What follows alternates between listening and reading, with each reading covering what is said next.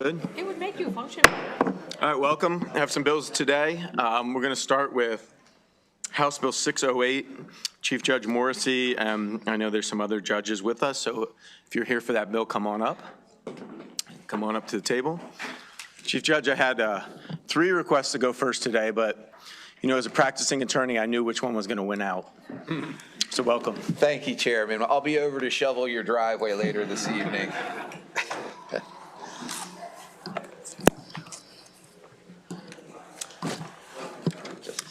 Mr. Chair, Madam Vice Chair, and members of the committee, good afternoon. I'm Jonathan Biran, Justice of the Supreme Court of Maryland. Testifying after me this afternoon on behalf of the judiciary will be Judge Fred Hecker, Chair of the Conference of Circuit Court Judges, as well as the Circuit Administrative Judge for the 5th Judicial Circuit and the Administrative Judge for the Circuit Court for Carroll County. And after Judge Hecker concludes his testimony, you'll hear from Chief Judge John Morrissey of the District Court of Maryland to my left. I want to note that we are also joined here today by several Circuit Court and District Court Administrative Judges. I will let Judge Hecker and Chief Judge Morrissey introduce their colleagues to you when they testify. The reason that I'm here today is that I have the honor of serving as the chair of the Judiciary Special Committee on Judicial Compensation. Our committee is comprised of members of all 4 levels of the judiciary, as well as State Court Administrator Judy Roop and other key employees of the Administrative Office of the Courts.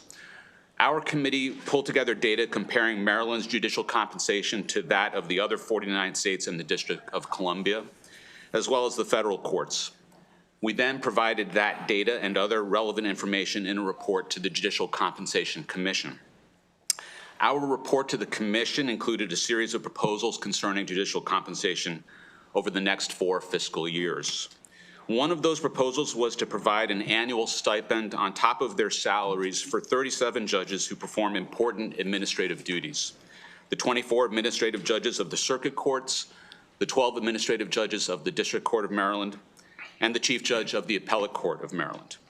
We recommended that the stipend for each of these judges be set at $7,500 per year. We're grateful that the Judicial Compensation Commission agreed with our recommendations concerning stipends for these 37 judges. I know that you'll be hearing later from Megan Casey Esquire, the chair of the Judicial Compensation Commission. In advance of today's hearing, our committee has provided brief written testimony that includes data concerning pay supplements that other state courts provide to their judges who perform administrative duties. Judge Hecker and Chief Judge Morrissey will go into some detail about the duties of administrative judges of circuit courts and the district court. I will end my introductory remarks with just a few points. First, if enacted, the stipends we have recommended will fairly compensate these 37 judges for significant time-consuming duties and will only improve the judiciary's ability to attract and retain experienced judges for these administrative positions. Second, these judges would receive the stipends only as long as they serve as administrative judges. So if someone who is currently serving as an administrative judge ceases doing so and returns to being one of the associate judges for his or her court, that judge would no longer receive the stipend. Third, the pensions of these judges upon retirement would not be increased based on their having received these stipends while they were administrative judges. And fourth, if the amount of the stipend is set in the budget at $7,500, the total dollar amount per year of the stipends for these 37 judges will be $277,500. On behalf of our committee, I respectfully ask that this committee issue a favorable report on House Bill 608. And with that, I'm happy to answer any questions. Why don't we hear from the whole panel and then we'll take questions, if that's okay. Thank you. Thank you, Justice. Okay, thank you. Mr. Chair, Madam Vice Chair, members of the committee, I'm Fred Hecker. I am the Administrative Judge for the Circuit Court for Carroll County, and thank you for the opportunity to be here today to testify in support of House Bill 608. With me today also are Judge Audrey Carrion and Judge Donna Schaefer. They are the administrative judges, respectively, of the Circuit Court for Baltimore City and the Circuit Court for Anne Arundel County. The bill before you recognizes the important but often underappreciated reality that administrative judges perform substantial duties beyond deciding cases while receiving no additional compensation for their work. Administrative judges are responsible for the daily operation of Maryland's courts. They manage budgets and personnel, coordinate with clerks, county governments, law enforcement, service providers, assign judges, respond to emergencies, ensure compliance with statewide policies. They're ultimately accountable for the court's performance in their jurisdictions. These responsibilities are significant and ongoing, and they are performed in addition to a full caseload and often outside of regular court hours. In effect, administrative judges serve as the chief executive officers of their courts while being paid the same as judges who do not carry these additional added duties. So House Bill 608 offers a modest solution. It authorizes rather than mandates an annual stipend for judges who serve in these leadership roles. This authorization promotes fairness and stability in court leadership. It helps attract experienced judges to administrative service, supports continuity, and recognizes the increased demands placed on those positions, particularly as courts face staffing challenges, operational pressures, and heightened public expectations. The fiscal impact of this bill is limited and defined. The number of administrative judges is small, and the benefits are meaningful. More efficient court administration, greater efficiency, and better public service. House Bill 608 acknowledges work that is already being done and responsibility that is already being carried. And for these reasons, I also respectfully request a favorable report. Happy to answer any questions as well. Good afternoon, Chair Barnes and Vice Chair Kramer. I'm sorry, Kaiser. I knew I was going to get that wrong. I apologize. For the record, my name's John Morrissey, and I'm Chief Judge of the District Court of Maryland. I won't repeat what Administrative Judge Hecker just mentioned about the duties. I'll just add two more that are occurring right now as we speak. So my administrative judge from Baltimore City, Judge Hanginger, who's seated behind me, had to deal, and myself, with an internet scam, and I'm kind of using this as a public service notice. I hope you don't mind, but if you get a text, anyone that's listening to this, that says that you need to pay or report to the East Side District Courthouse in Baltimore City, it is a scam. Please don't. We have it posted on our website, and we've issued a press release to that effect. But that's one of the type of things that my administrative judges have to deal with on a daily basis. An administrative judge, Audrey Carrion, who's from the Circuit Court for Baltimore City, mentioned to me as we were sitting here that there's a power outage affecting one of her 3 courthouses in the city that's probably going to affect one of Judge Hanginger's other courthouses in the cities. And so we're going to have to deal with whether we need to close as a result of those power outages. But those are the type of routine things that they do every day. I thought that in my testimony, rather than going on about what Judge Hecker said were the responsibilities, I wanted to highlight a couple of my administrative judges, their backgrounds, and what they're charged to do. So the first would be Judge Shame Spencer, who's the administrative judge for District 7, which is here in Anne Arundel County. Shame, you want to? I was going to make him stand up, but he won't do that. Judge Spencer was a multi-year state's attorney in Prince George's County, as you know, Chair, my hometown, and then left there to become the city attorney for the city of Annapolis. So he has both criminal and civil experience coming to the court. He was a judge for a number of years before being selected by me to be the administrative judge. Shame's one of those type of people that is a coach, a youth coach of soccer, but his kids are already graduated from the youth system. They're in college, but he still keeps volunteering and coaching. He oversees 2 courthouses, the courthouse here, the Sweeney Courthouse in Annapolis, as well as Glen Burnie. He oversees and is responsible for 153 employees and 9 other judges beside himself.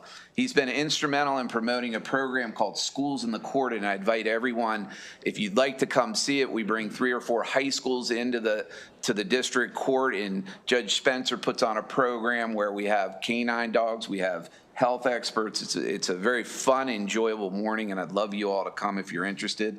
He also is very involved with the mental health issues that we have and has implemented a new mental health court as of 2024 and works very closely with the Anne Arundel crisis intervention teams, which are really a model for how we hope to expand the CIT teams across the state. Next, I have Judge Hall Johnson, who's the administrative judge for my hometown, District 5 in Prince George's County. Despite her unfortunate having an undergraduate degree at the University of Virginia and Duke Law School, don't quite have those credentials myself. And every once in a while, I went to the other university in Virginia. She had a civil practice with some big name law firms that you'd probably recognize, like Dickinson and Shapiro and McDermott, Will and Emery. She also was the litigation director for Washington Gas Light, so substantial background before becoming a judge. She oversees 2 courthouses, the joint courthouse with the Circuit Court in Upper Marlboro, as well as the Hyattsville location. She oversees 251 employees, including 19 other judges. She also has that schools. She expanded Judge Spencer's schools in the court program, so she brings high schools from the county in 4 times a year. She goes out into the community in her robe to the little ones, the grade schoolers, in a Reading in a Robes program, where we're trying to reach the younger kids to make them understand what the role of a judge is. In fact, one of our judges asked what they think that judges do, and he said that the young child said that they separate families, and we need to overcome that type of understanding of young children, and Judge Hall Johnson is at the forefront of there. And finally, she's the vice chair of our Commission on Judicial Disabilities, which means that's our sanctioning body as judges, so I want to keep on her good side. Finally, we have Judge Hanginger as administrative judge for Baltimore City. Judge Hanginger oversees 4 courthouses spread throughout the city, including the new courthouse that was recently opened this last fall, named after the first African-American female judge in the state of Maryland. He also had an extensive civil practice with large law firms like Steptoe & Johnson. Ultimately, before he became judge, was the deputy counsel to the prior governor in the governor's office of legal counsel. He's a lieutenant colonel in the United States Marine Reserves and actively serves in the reserve duty and has been an appellate judge. I actually went to his lieutenant colonel ceremony many years ago when he was raised up to be that. He has oversight of 353 employees and 27 other judges. He also has the schools and court program.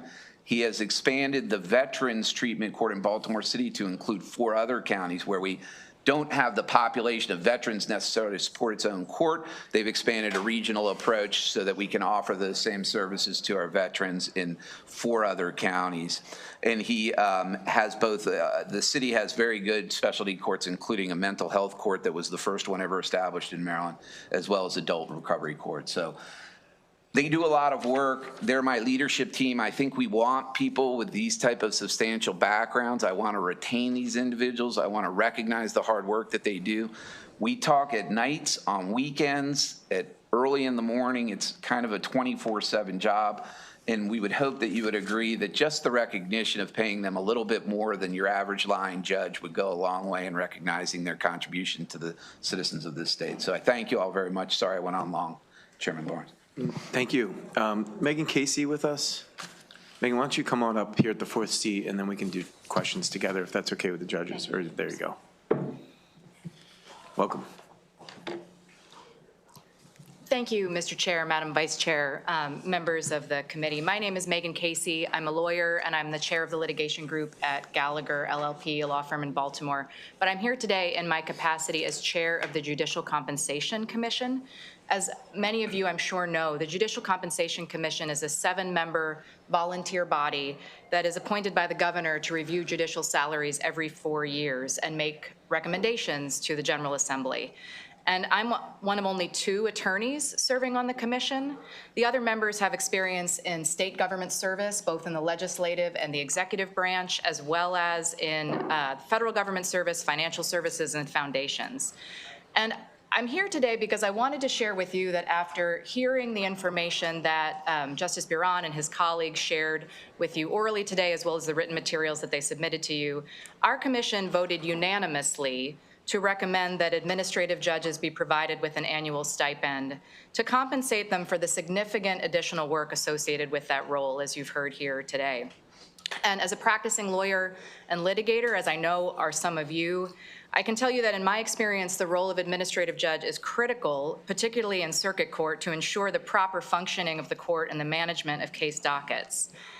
And it is our commission's view that in consideration of the significant additional burden that's taken on by the judges who hold these administrative roles, it's appropriate to provide them additional compensation.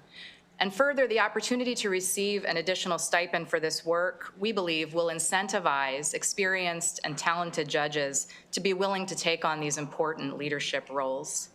I, as the members of the judiciary, ask for this committee to issue a favorable report on House Bill 608, and I'm happy to answer any questions that the committee may have. Thank you. Thank you. Thanks for your work. Any questions? Delegate Edelson.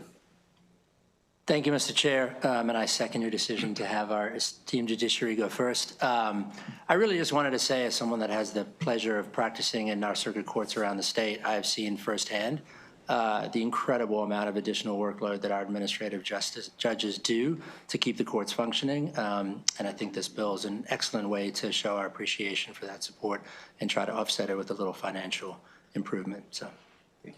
There's one vote. 14 to go. Delegate Ruff. Oh, here comes two.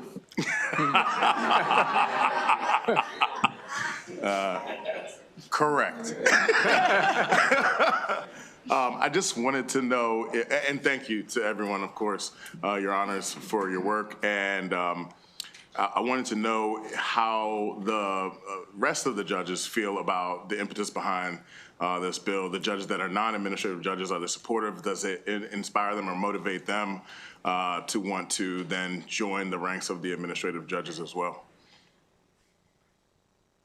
I can say that all I can tell you about that, sir, is that I've not gotten any negative feedback. I have gotten anecdotally individuals who have come up to me and expressed support for that. And when I say I'm talking about associate judges of the circuit courts who have expressed some of the same sentiments you've heard today about the additional burdens borne by administrative judges. So I've not heard any contrary comments. So.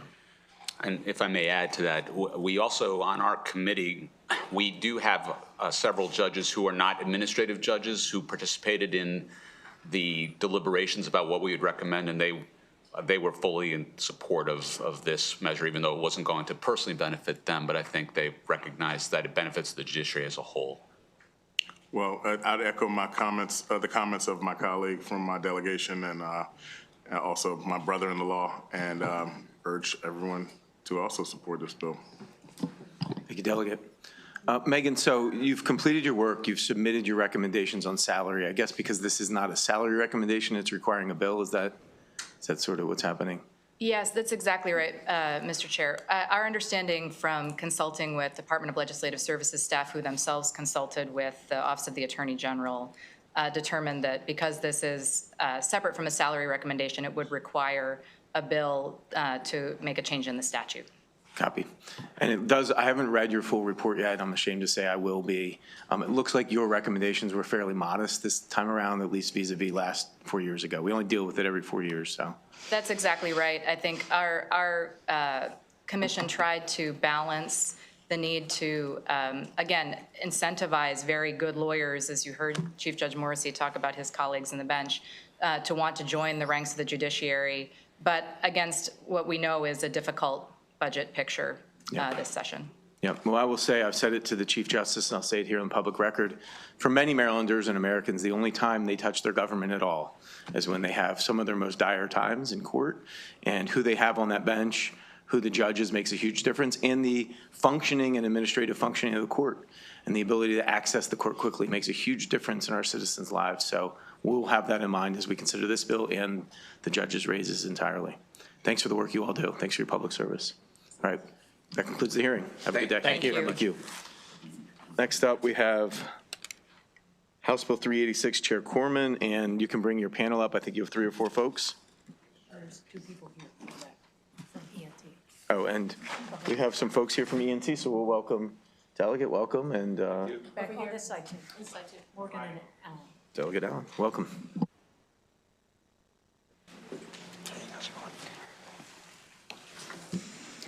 Thank you, Mr. Chair, Madam Vice Chair, my former colleagues on the Appropriations Committee, a few current colleagues on the Environment and Transportation Committee, Delegate Mark Corman presenting the Maryland Metro Funding Modification Act of 2026, co-sponsored by Chair Barnes and Vice Chair Kaiser. Just noting that for all the members of the committee. This legislation deals with Delegate Grice's favorite topic, WMATA funding. As you're aware, the state of Maryland is responsible for allocating funding annually to support the metro system in Maryland's DC suburbs as part of the Washington Metropolitan Area Transit Authority Compact with the Commonwealth of Virginia and the District of Columbia. Metro service is crucial for Marylanders who rely on the service to commute to the DC metropolitan area, but it's also crucial for drivers because it keeps cars off the road in front of them. It also has environmental benefits by reducing pollution. And Metro is also critical to our state economy. 9,000 of Metro's approximately 13,000 employees live in Maryland, and Metro's new rail cars are being assembled at the Hitachi plant in Washington County. And just looking at my county, Montgomery, 2% of the land is within a half mile of a Metro rail station, but 30% of the jobs and 20% of the business establishments are concentrated there. So it's really important to our economy. When those of us who were here in 2018 passed Maryland's dedicated capital contribution as part of a bipartisan and regional commitment to Metro, we passed a flat number. $167 million, a really important contribution, but it's lost about 30% of its value over time. And in just a couple of years, it will be only servicing debt. Metro did with us what we wanted them to do with that. They issued bonds and put a lot of money into capital improvements on the system, but that means in a couple of years, it'll just be doing debt service and not continuing the necessary capital funding to keep the system running. So this bill represents the next sort of tranche of funding for the Metro to keep that capital work going. If this feels familiar, if you feel like you've seen Delegate Grice and me fight about this before, it's because we have passed a bill like this through the House a couple of times and it has not been taken up in the Senate. So this is not in addition to the last couple of times Delegate Grice was mad at me. This is the same issue Delegate Grice has been mad at me for the last couple of times. The Senate hopefully will hop on board with us, and then you won't see me here again next year fighting with Delegate Grice. Further, I do want to say that I recognize that Maryland has many transportation infrastructure issues beyond WMATA. My own region does, and I know all of your regions do as well. And so, speaking for myself, I want to work with all of you on your different transportation needs, but this is a pretty critical need for our state and our region. I want to highlight a few specifics about the bill. Because Metro would invest these funds in an important signaling system, which can have impacts on our workforce, there's a provision in the bill to make sure that Metro is working with their workers, their workforce, to ensure they have a seat at the table in implementing the legislation on the funding and that no current workers are adversely affected.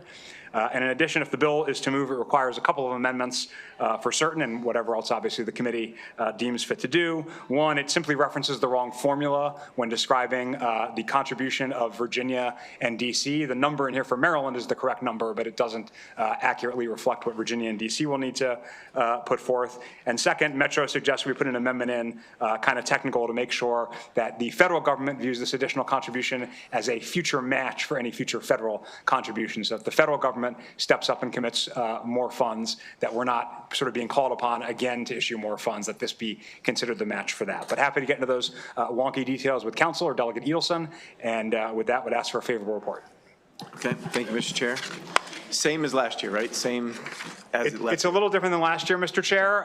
Since last year, the big problem that last year's bill was getting at was the erosion of money. Since last year, a regional group met to think about what the actual needs are beyond just more money. We don't just want to put more money in something. We want to know what we're getting for that money. And so they identified this signaling system as the critical need. And so we had to think about how much money will it cost in regional dollars. We'll also be looking for a federal grant in the future to do that signaling system. So it's a little bit higher than last year. And that's because we were trying to identify the actual need and not just say more money. The question is more money for what? Well, that kind of homework probably makes Delegate Grice a little less mad, I hope. I don't think anything can do that, Mr. Chair. Okay, 2 minutes for witnesses, and we'll take some questions at the end. Good. Thank you, Chair Barnes, Vice Chair Kaiser, committee members. Thank you for allowing me to testify. My name is Charlie Scott, and on behalf of Metro and our board of directors, I thank Delegate Corman for his steadfast support for transit in the National Capital Region. This bill is critical to making the 2018 dedicated funding passed by the General Assembly sustainable into the future. With that funding, we have transformed to become an industry leader for rail reliability, and our customers are responding. We lead the industry in ridership growth, delivering over 264 million trips in FY25, a 9% increase over FY24. Metro Rail has returned to automated train control and design speeds, reducing run times and generating savings that we invest back into service.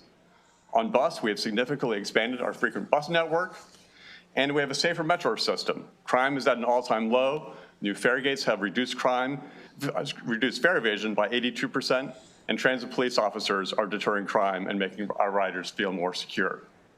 For our capital program, with a static, dedicated funding level of $500 million, each year we allocate a growing portion of that funding to debt service. Impacts of inflation and post-COVID shifts of capital to support operating have put further pressure on our long-term capital program. Approving HB 386 will support a revolving bond program to sustain Metro's capital program for decades to come.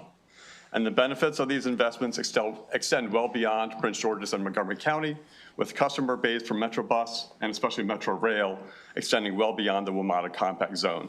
Additionally, those 9,000 employees living in the state of Maryland really do reside across the full state of Maryland. And Metro's capital program, as Chair Corman mentioned, supports thousands of manufacturing jobs here in Maryland, both in Hagerstown and Westminster. To sustain the progress we have made rebuilding Metro and to continue our role of fostering the economy and mobility of Marylanders, I urge a favorable report. Thank you. Thank you. Congratulations on your success the last few years. Thank you. It's been outstanding. Yes. Hi, good afternoon, Chair Barnes, Vice Chair Kaiser, and members of the committee. My name is Kayla Joyner, and I am a Government Relations Associate at the Metropolitan Washington Council of Governments, also known as COG. Thank you to Delegate Corman for introducing this important legislation, and we commend Maryland for being a leader to support Metro and the region's transportation system. As the Association of Local Governments in the Metropolitan Washington region, COG strongly supports efforts to ensure the Washington Metropolitan Area Transit Authority, also known as WMATA, has sufficient dedicated funding to operate a safe and reliable metro system.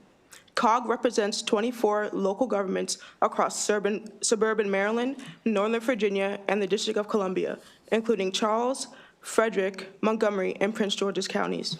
Our region is home to nearly 6 million people and continues to grow, making reliable transit essential to economic growth, mobility, and quality of life, not only for the region, but for all Maryland residents. Over the past 18 months, COG worked closely with Metro, local governments, and state partners through the DMV Moves initiative to develop a unified long-term vision and sustainable funding model for public transit. This process brought together a diverse group of government, business, and community leaders to take a holistic look at our transit network and decide what our region needs, how much it will cost, and how we'll pay for it. That's why it is so critical that the DMV Moves plan earned the endorsement of area leaders on the COG and Metro boards this past November, supporting an additional $460 million annually in new capital funding for Metro to reinvest in and modernize the system. These recommendations have also been endorsed by the Montgomery County Council, the cities of College Park and Rockville, and is currently being considered by the Prince George's County Council. This legislation looks to do just that. Thank you. It provides Maryland's share of the additional dedicated funding for Metro, with $150 million increasing 3% annually. Thank you. Sorry. Appreciate it. Yes, sir. Good afternoon, Chair Barnes and Vice Chair Kaiser and members. My name is Bill Pugh. I'm the Transportation and Climate Director for the Coalition for Smarter Growth. We support HB 386. Our organization advocates for walkable, bikeable, inclusive, and transit-oriented communities as the most sustainable and equitable way for the Washington, D.C. region to grow and provide opportunities for all. And by the way, these principles are also shared by the state of Maryland in its adopted planning legislation. Our organization works extensively in suburban Maryland, focused on Montgomery and Prince George's counties. The WMATA rail, bus, and paratransit systems are foundations of the economy and affordable living in the Maryland suburbs of Washington, D.C. 30% of workers in our region rely on transit each week to get to work. Thousands of Maryland commuters and their families save up to $13,000 per year because they can take frequent and reliable Metro service to work and school instead of driving. Metro has also made our region more economically competitive by attracting and retaining cutting-edge companies and next-generation employees. Maryland Metro stations and bus stop areas generate $2.6 billion in property tax revenue, house 1.1 million people, and include 481,000 jobs and 42,000 businesses. Vacancy rates for offices near Metro are significantly lower than in office parks, reflecting the desirability of Metro station locations. The 2018 capital funding deal by Maryland, DC, and Virginia has been hugely effective. WMATA service today is faster, more frequent, and more reliable because of the investment. Customer satisfaction is at an all-time high, and ridership has largely bounced back. Without timely action by the state of Maryland, DC, and Virginia, inadequate capital funding for Metro will result in declining service reliability, worsening customer experience, and increased safety risk. These threaten worker commutes and transit-oriented business centers in Maryland and Prince George's, and household affordability. Thank you. We ask you for a favorable report. Thank you for your testimony. Hello, everyone. Brian Wyville with Amalgamated Transit Union, Local 689. Here today to say that we were proud to be a part of the DMV Moves initiative, and it was kind of a 1.5 year long process of this entire kind of metropolitan Washington capital area region coming together to really think about what could be done to make transit as efficient, as affordable, as effective as possible. I was proud to be a part of that process. I spent a lot of time on it, and anyone that has been part of a long work group process knows not everyone gets what they want. Not everyone is going to come out of there happy. And the reason I bring this up is for a lot of people, when they see capital funding, when they see requests for additional money, they say, what is it going towards? And I can proudly say that the DMV Moves initiative, while it was not my absolute laundry list of everything I wanted to see done and achieved, it was a process that bore out a compromise. It was a compromise between DC, Maryland, and Virginia. That compromise is built on the back of the assumption of efficiencies that are going to be created through things like rail signaling and automation, efficiencies that are going to be there and that are only going to be possible with the additional capital funding from this legislation. Now, part of the reason that the union is here today to say that we support this additional funding is this is a huge step forward where, as Chair Corman mentioned, there is actual protections in this legislation to make sure that that money is being used effectively, and that money is not going to just be used to get rid of workers and cut costs at any cut costs left and right, but to do this in an effective way so that the region itself gets the best investment of its transit funding possible. So I urge this committee to give a favorable report to this legislation. So as Chair Corman said, we don't have to be back here the year after and the year after. Excellent. Yep. We moved the bill last year, so I'm certain we'll be moving it again this year, especially with its heightened guardrails, I'll call them. There we go. Any questions for the panel? Oh, Delegate Acevedo. Thank you, Mr. Chairman. Thank you, Delegate Corman, for bringing back the bill. Looking forward to voting for it. Just had a quick question for the representative from WMATA. During your testimony, you had mentioned about WMATA incorporating automation. Can you just, expand on that a little bit more as it relates to staff? Does that look like less operators in train cabs? Does that look like less station managers at stations, particularly in Montgomery County? Can you expand on that a little bit more? Thank you, Delegate, for that question. So right now, what we're looking at is modernizing the rail signaling system. It's the same signaling system we opened with 50 years ago.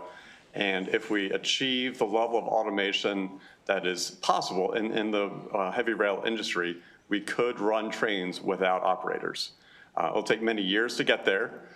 We would envision both the signaling system and also implementation of platform screen doors. So if you're familiar with some airports where you get on a train within the airport system and doors open, and then the train doors open, and then that train is operating without an operator.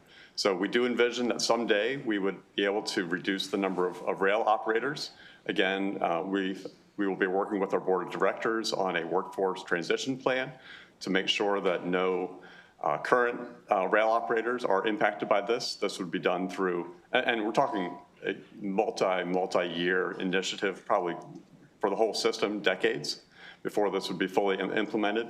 But definitely we want to work with our colleagues, with ATU to make sure that, that there are still jobs for everyone when they're hired at Metro. And station managers, can you touch on that? This should not be impacting station managers. I mean, we continue, that's our front facing, customer service and many other responsibilities around the stations. So I don't foresee this impacting station manager positions. So there's currently no effort or any discussion about reduction of station managers at metro stations? The only effort I have seen is at stations with multiple entrances, and we would still make sure that we have at least one station manager at all 98 stations. We have looked at stations with multiple entrances, at infrequent use times, reducing from a station manager at both multiple entrances to one station manager. But again, that's not part of this bill. Okay, thank you. Thank you, Mr. Chair. Yeah, those are great questions, and you did get to ATU there at the end, but we would expect any personnel changes you make, the first conversation you'd have would be ATU. Absolutely. And your personnel, right, your employees. But I know you've done a great job. You have a contract in place till 2028, right? And that's great. Delegate Rice. I figured I'd chime in.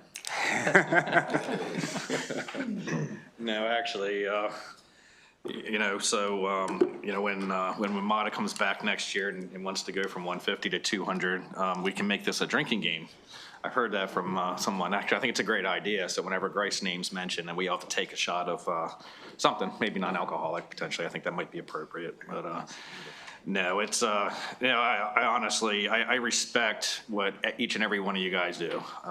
We all come from different parts of the state. We all have different needs, and that's what makes the state of Maryland such a wonderful place to live, is that we're so different. There's so much diversity, one across the state. And so I completely understand why, we move this bill. Obviously when we have a pie, and that's our state budget, and when we have to add money to one place without making the pie bigger, it has to come from somewhere else, unfortunately. So $150 million is going to come from other projects across the state when it comes to the Transportation Trust Fund. So that's our concern. But it's interesting. I just want to say, just make a comment. I don't have any questions. This has been vetted last year. We talked about this last year. But for the members of the committee, and I think this is actually pretty fun. We have a committee dinner every year, and at the end of session, our staff will, in the past, have given us each some gag gifts. And I don't know if you remember a few years back, Delegate Corman. Each one of us, we each got a necklace. It was a yin and yang necklace, and you got half, and I had half. So I thought that was actually they fit together, Delegate. very thoughtful. They fit together very well. So I just wanted to. That's the comment that I wanted to make. So thank you, Mr. Chair. You're seeing a void from Sue McComas. I can see it. All right. Don't see any other questions. Thanks for being with us. Thank you, Mr. Chairman. Have a great day. We have one virtual. Of course, you're welcome to stay for the virtual witness. Lauren, you have a question? Yeah, but I. Yeah. Okay, Mr. Chair, your subcommittee, did he already leave? Oh, your subcommittee member has a question for you. I mean, you're a committee member. Yeah.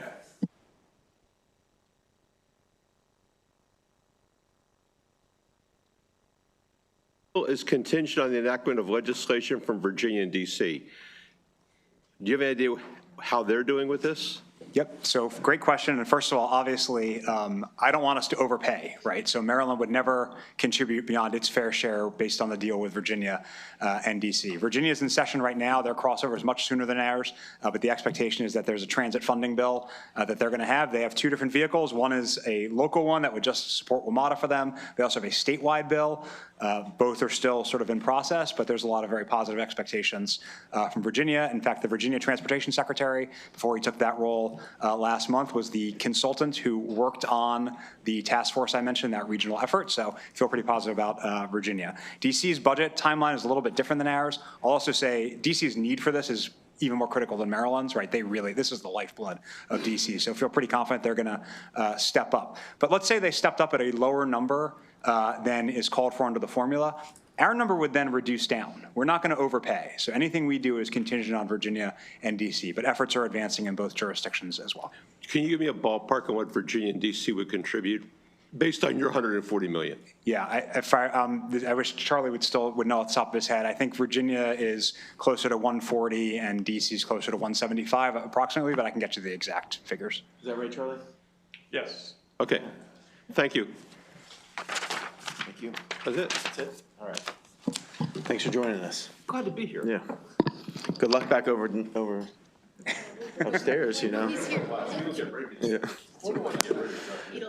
We do have a virtual witness, so we can pull them back up. Oh, welcome. You have 2 minutes. Thanks for joining us. Thanks. Good afternoon, Chair Barnes, Vice Chair Kaiser, and members of the committee.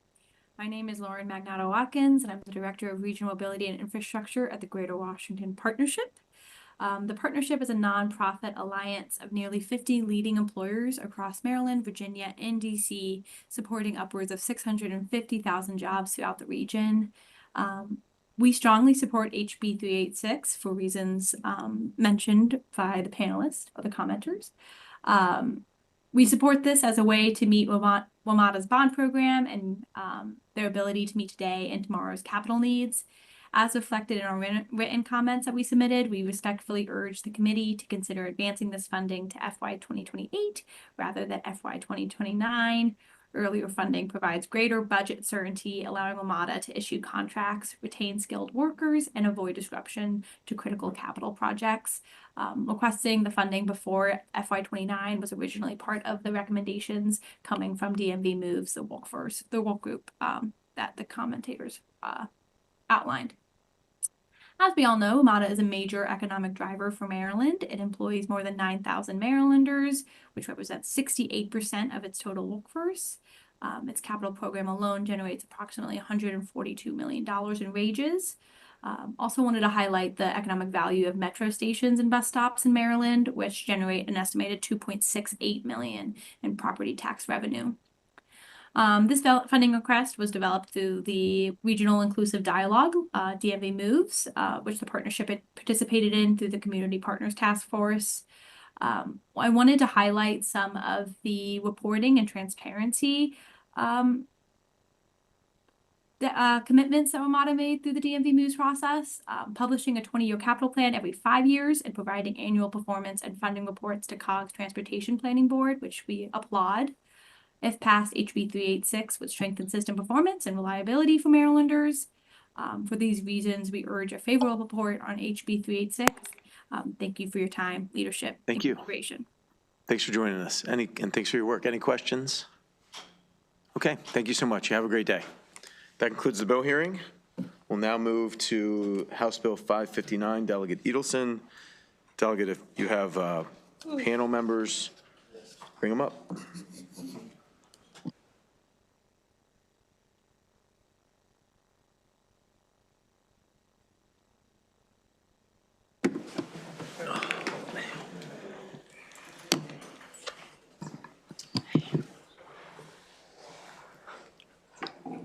Thank you, Mr. Chair, Madam Vice Chair, members of the best committee in the House, probably the Senate as well. For the record, Delegate Mark Edelson here in support of HB 559. This is the Highway User Revenue Bill. This bill will prevent a catastrophic funding cliff scheduled for fiscal 2028 and holds counties in Baltimore City harmless from a sudden deep cut in local road funding. This bill does not create a new program or expand state transportation spending. It prevents a funding cliff that would weaken a core state-local transportation partnership. Under current law, counties, municipalities, and Baltimore City face a nearly $100 million drop in state aid in a single year. That kind of one-year reversal forces local governments to either delay basic road maintenance and safety work or shift more general local revenues into transportation. This bill matters in every jurisdiction. You will hear support from Baltimore City, including testimony from the council and the mayor's office, and I have the mayor here with me. You'll also hear support from counties and municipalities across Maryland because every county relies on highway user revenues to maintain our roads that our constituents use every single day. Local governments maintain more than 80% of Maryland's road miles. Highway user revenue supports road resurfacing, bridge repairs, traffic safety improvements, and snow and storm response. But during the Great Recession, the state cut highway user revenue by 90% for counties and municipalities and by 40% for Baltimore City, permanently resetting local transportation funding at lower levels. Since then, the General Assembly has done its part and relied on partial restorations and temporary fixes, but one of those fixes is about to end. Our local governments are nowhere near being made whole. This bill prevents another abrupt step backward and preserves stability while we continue the work of getting local transportation funding back on a more reliable track. Local governments have limited options to backfill cuts to transportation funding. Most Marylanders live in a county at or near the maximum local income tax rate, and nobody wants to raise property taxes, which hit residents regardless of income and harm affordable housing efforts. With that, we must avoid this catastrophic cliff, and time is of the essence. I'll turn it over to my panel, who can speak directly to how this funding cliff would affect real road improvement and safety projects, maintenance schedules, and the basic transportation services residents rely on every day. I urge a favorable report. Thank you, Mr. Chair. Good to be back. Madam Vice Chair, members of the committee. My delegate, of course, so I have to say thank you to my delegate and my wife's line sister. I am so happy to be with you all today. I am Brandon Scott, the mayor of the great city of Baltimore, and here to testify in support of HB 559. As you all know very well, Baltimore is the only jurisdiction in Maryland that is responsible for maintaining all of its roads, including state roads. That includes 2,000 miles of roadways, 1,400 traffic signals, 298 bridges, and major highways like I-83. As the good delegate pointed out, prior to 2010, we roughly received $200 million HUL funding each year to manage that workload. With inflation, that would be around $300 million today. But HUL funding has not kept up with the pace of inflation. In fact, since the state reduced our share of HUL in the beginning of 2010, and we understand deeply the fiscal constraints of that time and the time that we're in today, but we see the damage. Studies show the condition of our roads costs Baltimore drivers nearly $3,000 every year. I greatly appreciate this committee's work and your work, Mr. Chair, to temporarily bring HUL share back up to 12.2% for fiscal years 26 and 27. And as a result, we are finally starting to make progress on capital projects that are much needed. But beginning in fiscal year 28, that share is set to decrease once again, and we cannot allow that to happen. Because of years of deferred maintenance, the need is greater now than ever. Yet we're working with a HUL budget that is smaller than it was in 2009. This is not sustainable for the city or any of our county counterparts, and we are all in agreement together, because this impacts every single jurisdiction across this state. And we recognize that the state transportation budget needs reform, but we cannot afford further cuts at the local levels. And for those reasons, I request a favorable report on HB 559. Thank you. Mr. Chair and committee members, I'm Michael Sanderson with the Maryland Association of Counties. You're going to hear more testimony from locals with math and the community impact and so forth, and you ought to. I'm here just to provide a little bit of context. It was just a couple of years ago in this committee that you all sort of heard the canary in the coal mine on this, right? Department of Transportation floated up the flagpole in like November, December, saying, we're broke, we're going to have to we're going to zero out a whole bunch of programs, we're going to cut back on highway user, we're going to push them over the cliff before it's going to happen. This committee dug in and heard about those local effects. And I think a number of you saw the light, even though this didn't happen on your watch. This goes back to 2009. These decisions were made years ago. They made BRFA changes and never fixed them. But here we are today saying we still need to move forward here. This is the cliff that we were worried about then, and we still can't let it happen now. You heard the arithmetic from the city of Baltimore. Municipal governments are in the same spot. County governments are even worse off. Where we're funded as of today, the 23 counties are only funded about 30 cents on the dollar where we used to be. It's not a question of keeping up with inflation. It's we're nowhere near where we ought to be. There's no state in Maryland that has a system like what Maryland does with telling the 23 counties in particular, but also the city of Baltimore and the municipal governments, you don't get any local transportation revenues. We don't have local gas taxes. We don't get an add-on when you buy your license plate or buy your car. None of those things come back to the locals. It all comes through the state, but the share that comes back to counties There's no argument that that's enough funds to take care of those local roads. This is a matter of safety, but it's also a matter of fairness. This is a top priority for our statewide organization. We're in this together with the city of Baltimore, with our brothers and sisters in municipal governments, but we got to get this fixed. Support the bill. Thank you very much. Thanks for your advocacy as always. Delegate Grist. Okay. Man, it sounds like Corman, my relationship with Corman, actually, there.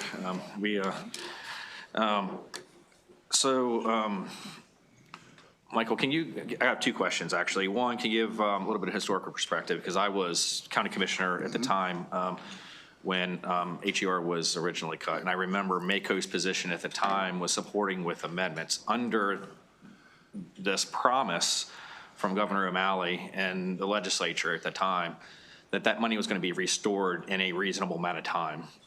Was that done within a reasonable amount of time? And then my follow-up question is, if this bill doesn't pass, our counties are in a much worse, when I was a commissioner, we went through the Great Recession. I think they're in a much more difficult position now than they were even then, because, over the last couple of years, we've been balancing our operating budget by shifting costs onto the counties. And also you have a problem with, you can't really raise your property tax rates because our assessments are going up. Now you have more revenue because of the assessments, but I don't think that anybody across the state's in a position where they can raise the rates on top of higher assessments. So you can comment on that as well. I'll try and be quick on the history, but it's absolutely relevant today. The General Assembly was in the midst of the Great Recession and in a terrible budget storm, right? Doing BRFAs that have all sorts of painful cuts and shifts and all sorts of things along those lines. Fiscal leaders at the time came to MACO leadership and said, we're gonna need something out of the counties to get us through this storm. And what ended up arising was a few years before, this is in the 2009 legislative session. A few years before, under Governor Ehrlich's stewardship, the state had said, we can dig into highway user revenue distributions to the tune of about $100 million for each of a couple of years, and then put it back on track. And MACO, for better or for worse, right now I have buyer's remorse, candidly, but at the time said, if that's what it takes to get through the toughest of times, then losing $100 million in FY 2010 and 11, we could suck it up, defer programs, and we'll get back on our feet after a couple of years. And if that's what we would have to contribute in these tough times, we could do that. General Assembly passed it. MACO took flack from some of our members, including your county, saying, why would you sign up for a deal like this? I felt like it was a relatively responsible thing for our association leadership to do at the time. What happened was, General Assembly went home, the budget and BRFA all passed, and things continued to deteriorate. And the Board of Public Works, in August of 2009, said, we're taking 90% of what's left. So the deal was lose 100 out of like 600 for a couple of years and get back on track. I'm not saying this to throw that governor or that Board of Public Works under the bus. Things were absolutely awful, but this should have been stitched up, and it never was. It was only in the last like 8 years ago, and then 4 years ago, we've been doing bit by bit to get even closer to being fair. So as far as how to backfill here, I mean, the arithmetic is pretty obvious. We're talking about hundreds of millions of dollars. And I think what ends up happening, the mayor said this really well, this ends up being people think they pay for their transportation system when they pay taxes on their car and taxes on their gas. Everybody feels that's kind of an implied social contract. It's like a user fee, right? And all that money in Maryland goes into the Transportation Trust Fund, and nominally feel like that's what's building our infrastructure. The reality is you're paying your county property taxes and your city property taxes to fill in the back end that the state has walked away from. So like this is a red hot thing to get fixed. See any other questions? Oh, Delegate Spiegel. Thank you, Mr. Chair. Just one quick question for the sponsor. How is it possible that I am not listed as a co-sponsor on this bill? There's always time, Delegate. Thank you. All right. Any other questions? Okay, Mayor, good to see you. Keep up the good work. Thank you. Sanderson, good to see you. We have some more witnesses on this bill. Lauren Buckler, Ryan Snow, Justin Fiore in person, and then we also have some virtual witnesses when you all are finished. Pardon? Please go ahead. Okay, thank you.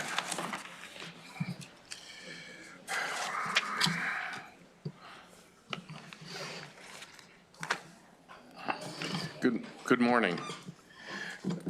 Mr. Chair, Madam Vice Chair, and members of the committee. I'm Commissioner Chip Bertino testifying in support of this Bill 559 on behalf of the Worcester County Commissioners.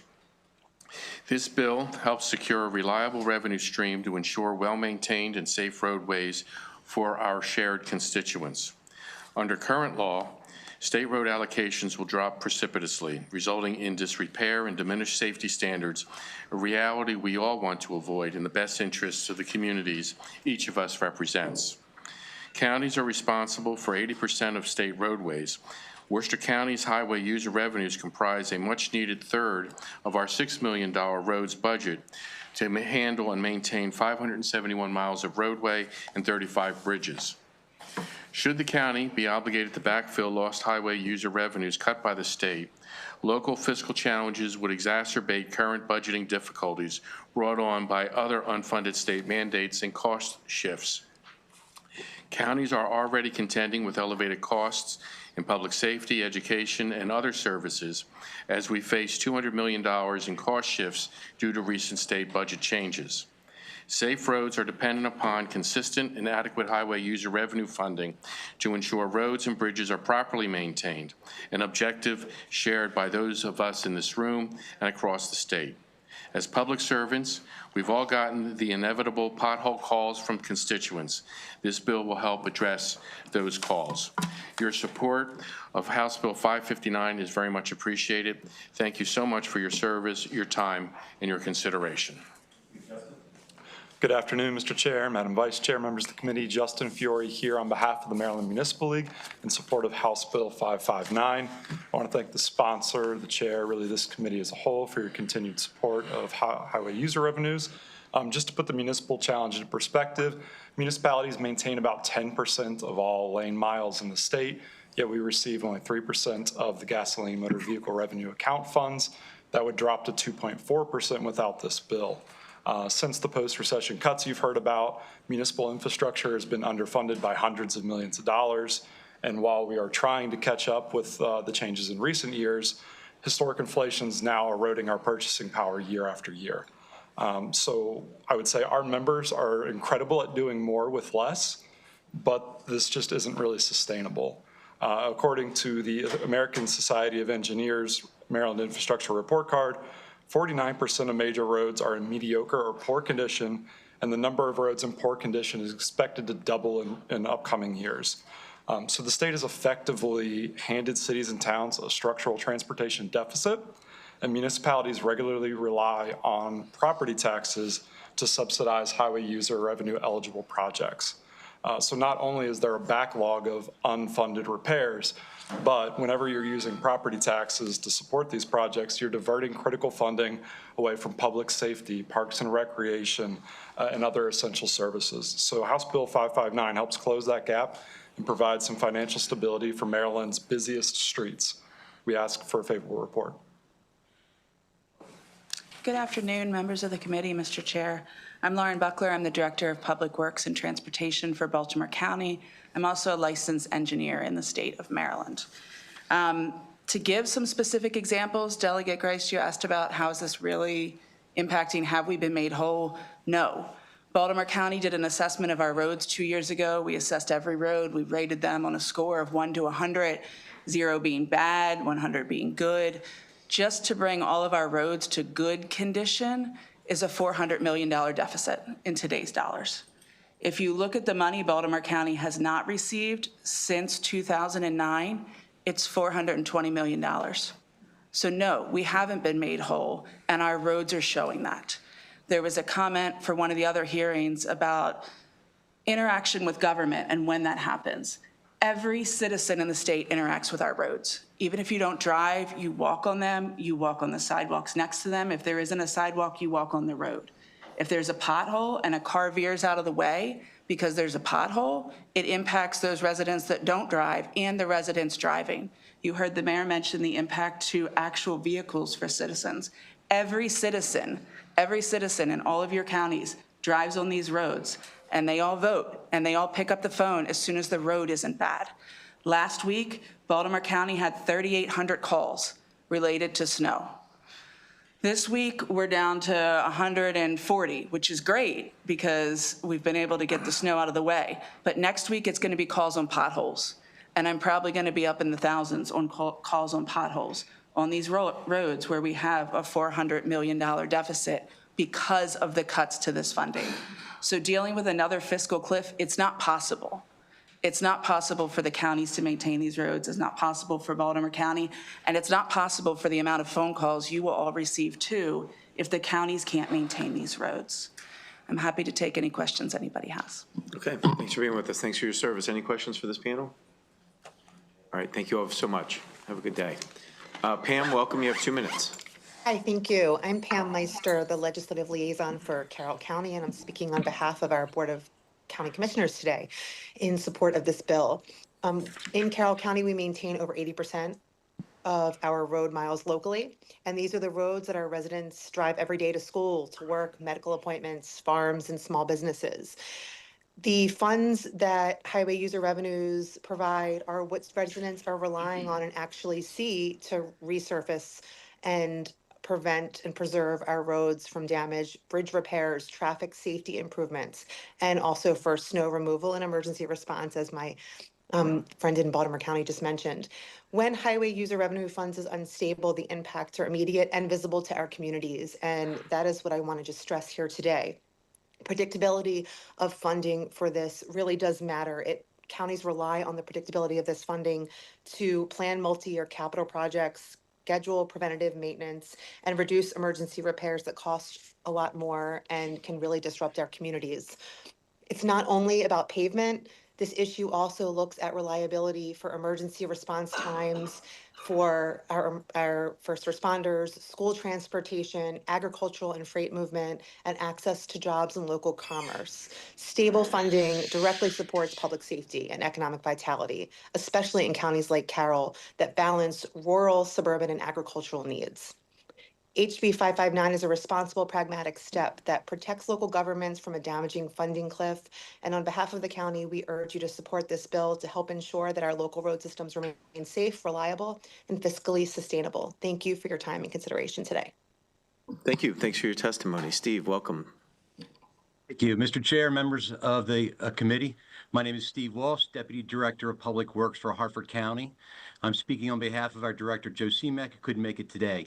Harford County is responsible for 1,100 miles of roadways and receives approximately $5.5 million in highway user revenue.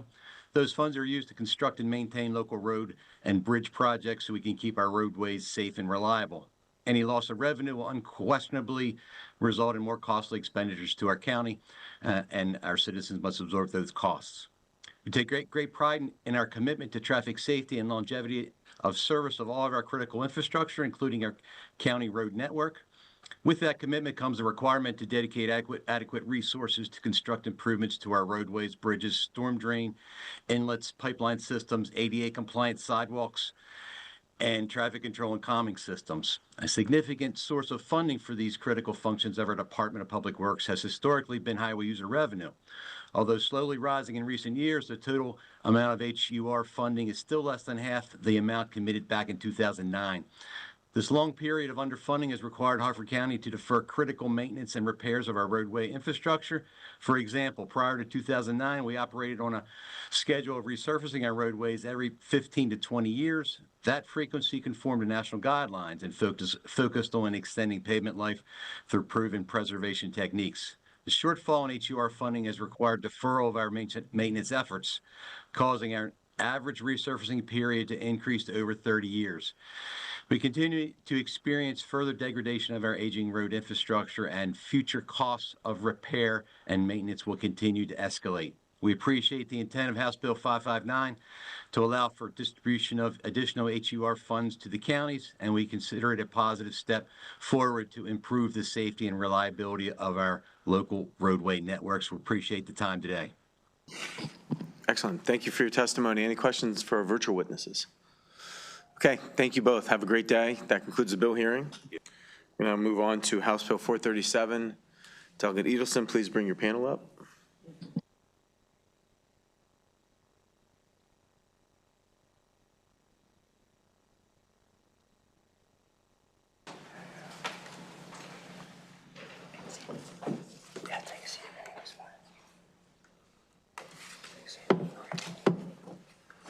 Thank you, Mr. Chair, Madam Vice Chair, members of what is still the best committee. For the record, I'm Delegate Mark Edelson, here in support of HB 437, the Transportation and Climate Alignment Act. I would just note that this bill has passed this committee twice and passed the House last year with bipartisan support, and the bill before you today remains substantively unchanged from last year's version. Just a couple quick reminders. As a brief refresher, there are two main components of this bill. First, it requires MDOT to evaluate the climate pollution impacts of major transportation projects and ensures the state's transportation spending is aligned with our climate goals. And second, it requires that new major highway expansion projects over $100 million be designed from the beginning to offset pollution by pairing those projects with multimodal investments like transit, pedestrian, and bicycle infrastructure. This bill is prospective and does not apply to projects already funded for construction or with a NEPA record of decision. So why do we need to plan differently? The current transportation system is not meeting the needs of Marylanders and does not work equally well for everyone. Transportation is the second largest household expense for most Maryland families, and it is also the largest source of climate pollution in our state. At the same time, the status quo of endlessly expanding our highways has not solved congestion, and it is extremely expensive to build and maintain. These projects strain our state budget and worsen the quality of the air that we breathe. They also decimate precious farmland, hollow out our main streets, and disconnect neighborhoods and communities to the detriment of our small businesses, working families, and students. If you're hearing this and thinking this sounds like a terrible return on investment, you would be correct, and that's why this bill is trying to change course. That is the purpose of the TCA. New analysis from the Institute for Transportation and Development Policy shows that Maryland could see about a $550 million each year in net savings by 2050 if we invest in more efficient, low-maintenance options like bus rapid transit, protected bike lanes, and pedestrian infrastructure. The Transportation and Climate Alignment Act helps Maryland invest smarter, plan better, and deliver transportation options that work for more people. I would note that our friends from MDOT are here today, and I'm sure they will speak to you directly, but they are in support of this bill with some amendments regarding a phase-in of the timing of the bill, and we are working with them on those proposed changes, and I'm confident we'll be able to come to a good resolution on them. I'd also note that MDOT is already doing a lot of the aspects of this bill through a pilot to focus on an executive order that the governor signed a year ago. And this would codify a lot of that work. At that, I would urge a favorable report, and we'll turn it over to my panel.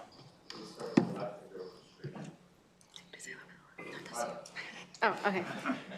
Thank you, Chair and members of the committee. My name is Lindsay Mendelson. I'm the Senior Transportation Campaign Representative with the Maryland Sierra Club. The Transportation and Climate Alignment Act is a priority bill for Maryland Sierra Club, and you'll see over 50 organizations submitted testimony in support.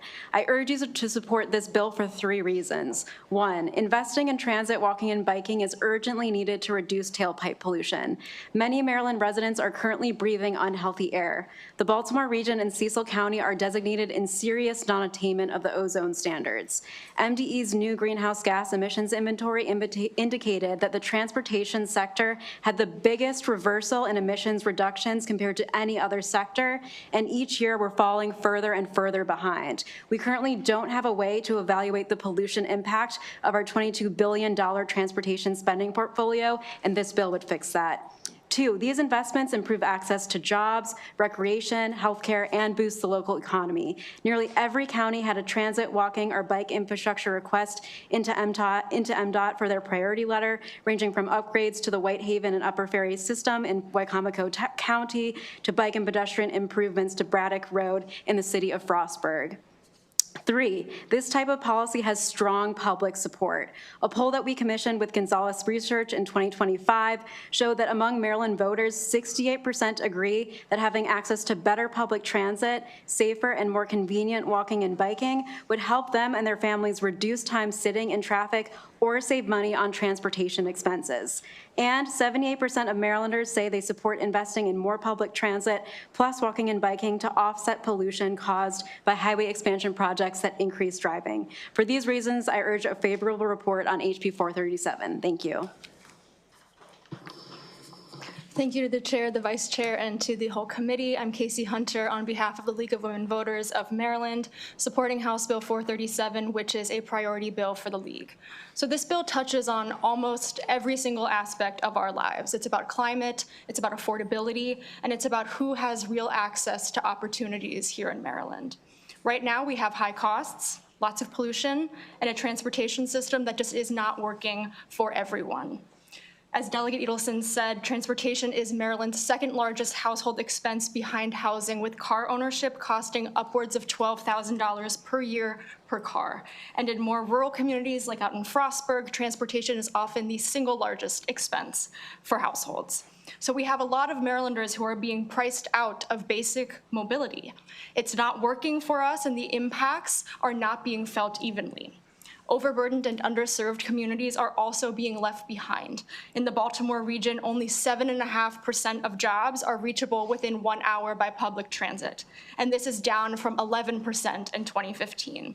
So the trend here is very clear. Transportation right now is not connecting people with opportunities. It's increasingly acting as a barrier, and that's exactly why we need to pass this bill.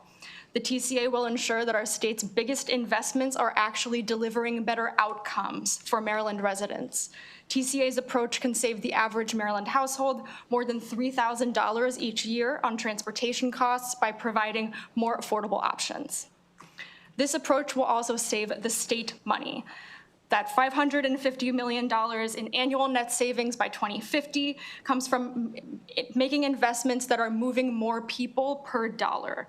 So the TCA does not ask us to choose between climate action, affordability, or mobility. It delivers all three of them by planning better and putting people first. We urge a favorable report.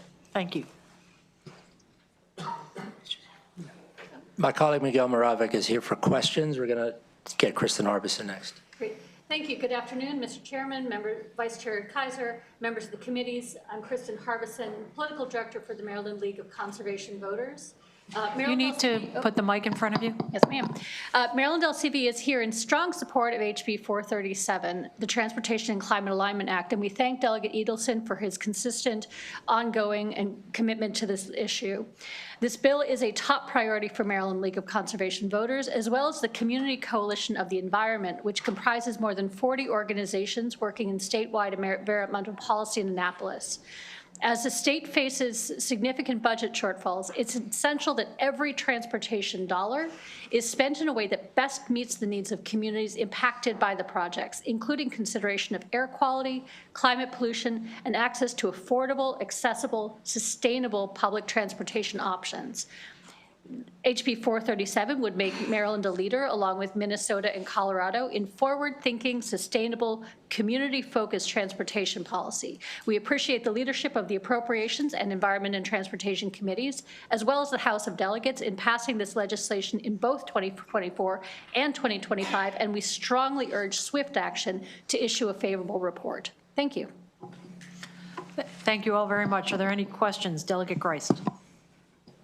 Thank you, Madam Vice Chair. I actually have a few. Can you remind us, what is the purpose of this bill? This has to do with state highway administration capital projects, is that correct? And what we're trying to accomplish is to make these projects more environmentally friendly. Is that what we're trying to do? So there's, go ahead. Sorry, finish your question. No, and also in order to achieve net zero GHG, right? Is that? I don't know if the question's finished. That's it, yeah. Okay. I mean, I'm asking if that's the purpose of what we're trying to accomplish with this legislation. The purpose of the bill is to focus specifically on our major highway capacity expansion projects, those that are over $100 million, and look at those and say, are we actually making Marylanders' lives better with these massive investments? Are we reducing congestion? Are we improving safety? Are we reducing costs? Are we helping economic development? Are we helping people get to jobs, to the grocery store, to school, to the doctor? And the reality is, based on how we've made these decisions to date, the answer to almost all of those questions is no. And so the purpose of this bill is to change that trajectory, to say when we look at those projects, are we effectively evaluating all of the impacts that these projects take into account, and then saying, are there better ways to do it that we can better use Maryland taxpayer resources to their best and highest use? So that would include transportation demand management, that would include better land use policies, and that would include all the things that we've discussed today, investments in transit, in pedestrian infrastructure, in biking, in getting people around to where they need to go quicker. So I would say the answer to your question is no, the bill does a whole lot more than that. Okay, that actually adds more concern that it does a lot more than that. So is the purpose of the bill to stop these major, I'll argue that if you add more lane miles, that, with this, assuming you have the same number of cars that are traveling, that it'll make life easier for folks to get from point A to point B. Your argument is that it's going to add more pollution. And so is the purpose of the bill to stop these projects from happening in the first place? It sounds like that's what you said, but I just want to clarify. Well, I'm happy to let Mr. Moravec add to this, but I would just say, if you add the amount of lane miles and the amount of vehicles stays exactly the same, that might be the case. But that's not the reality that we live in. And what the empirical research shows is that when you add those lane miles, more cars get onto those roads. So it does worsen the pollution. And so adding lane miles over and over again, objective analytical research shows does not reduce congestion. But that is the strategy that we have employed. And if we keep employing that strategy, we're only going to add more vehicles onto the road, and we're going to add more congestion and more pollution into the atmosphere, and we're not going to get people from point A to point B any quicker. Did that study also show that if you build more houses and more family dwellings, that actually has a bigger impact on traffic than adding lane miles? Well, the idea is where you build the houses, right? So part of this bill is intended to change our land use policies so that we also build much more high-density housing near our transit and near our job opportunities, because we have a significant lack of housing in the state, and we're not getting people to those job opportunities. So it's all of those things combined. This bill would tackle one big piece of that. So if I have a major project, road construction project on a state road in my district, very rural district, and we're not building the houses that you're talking about, will those projects be affected by this potentially? I mean, potentially, it depends on the amount of the project. It depends on the phase that the project is currently in. Suppose it's over $100 million. But yes, it will have an sorry, finish your question. I was going to say $100 million. I mean, we're probably an overpass is probably $80 million now. So it doesn't take much to get to $100 million. For any project. Right. I wouldn't even consider that a major project anymore because of the cost of construction, but. Totally. So that's the first step. The first step is, does it satisfy the criteria of the bill to have an assessment done? Once the assessment is done, then you actually know what the greenhouse gas emissions impact of the project would be, which we don't currently do right now. So the first step is actually knowing the data so that we can then use it and appropriately determine what is the best thing to do next. Once we have that information, then you look at the project and say, okay, if we want to reduce the greenhouse gas emissions as an impact of this project, what are the ways that we can do that? And this bill gives a whole long list of those opportunities. It's not intended to stop the projects, nor will it. It is intended to change how we plan these projects and say, can we do so with these impacts in mind? And in so doing, we will also get all the additional tangential benefits that will improve life for all of our constituents. Is this bill prescriptive in such a way that identifies at what level the impact that these projects are going to have with greenhouse gases? So, if I know it talks about offsets, and you can take care of, it's sort of almost like nutrient trading. You can take care of, I guess some of these greenhouse gas impacts of a road project, which I don't know how you're going to measure that to begin with? I guess that's another question.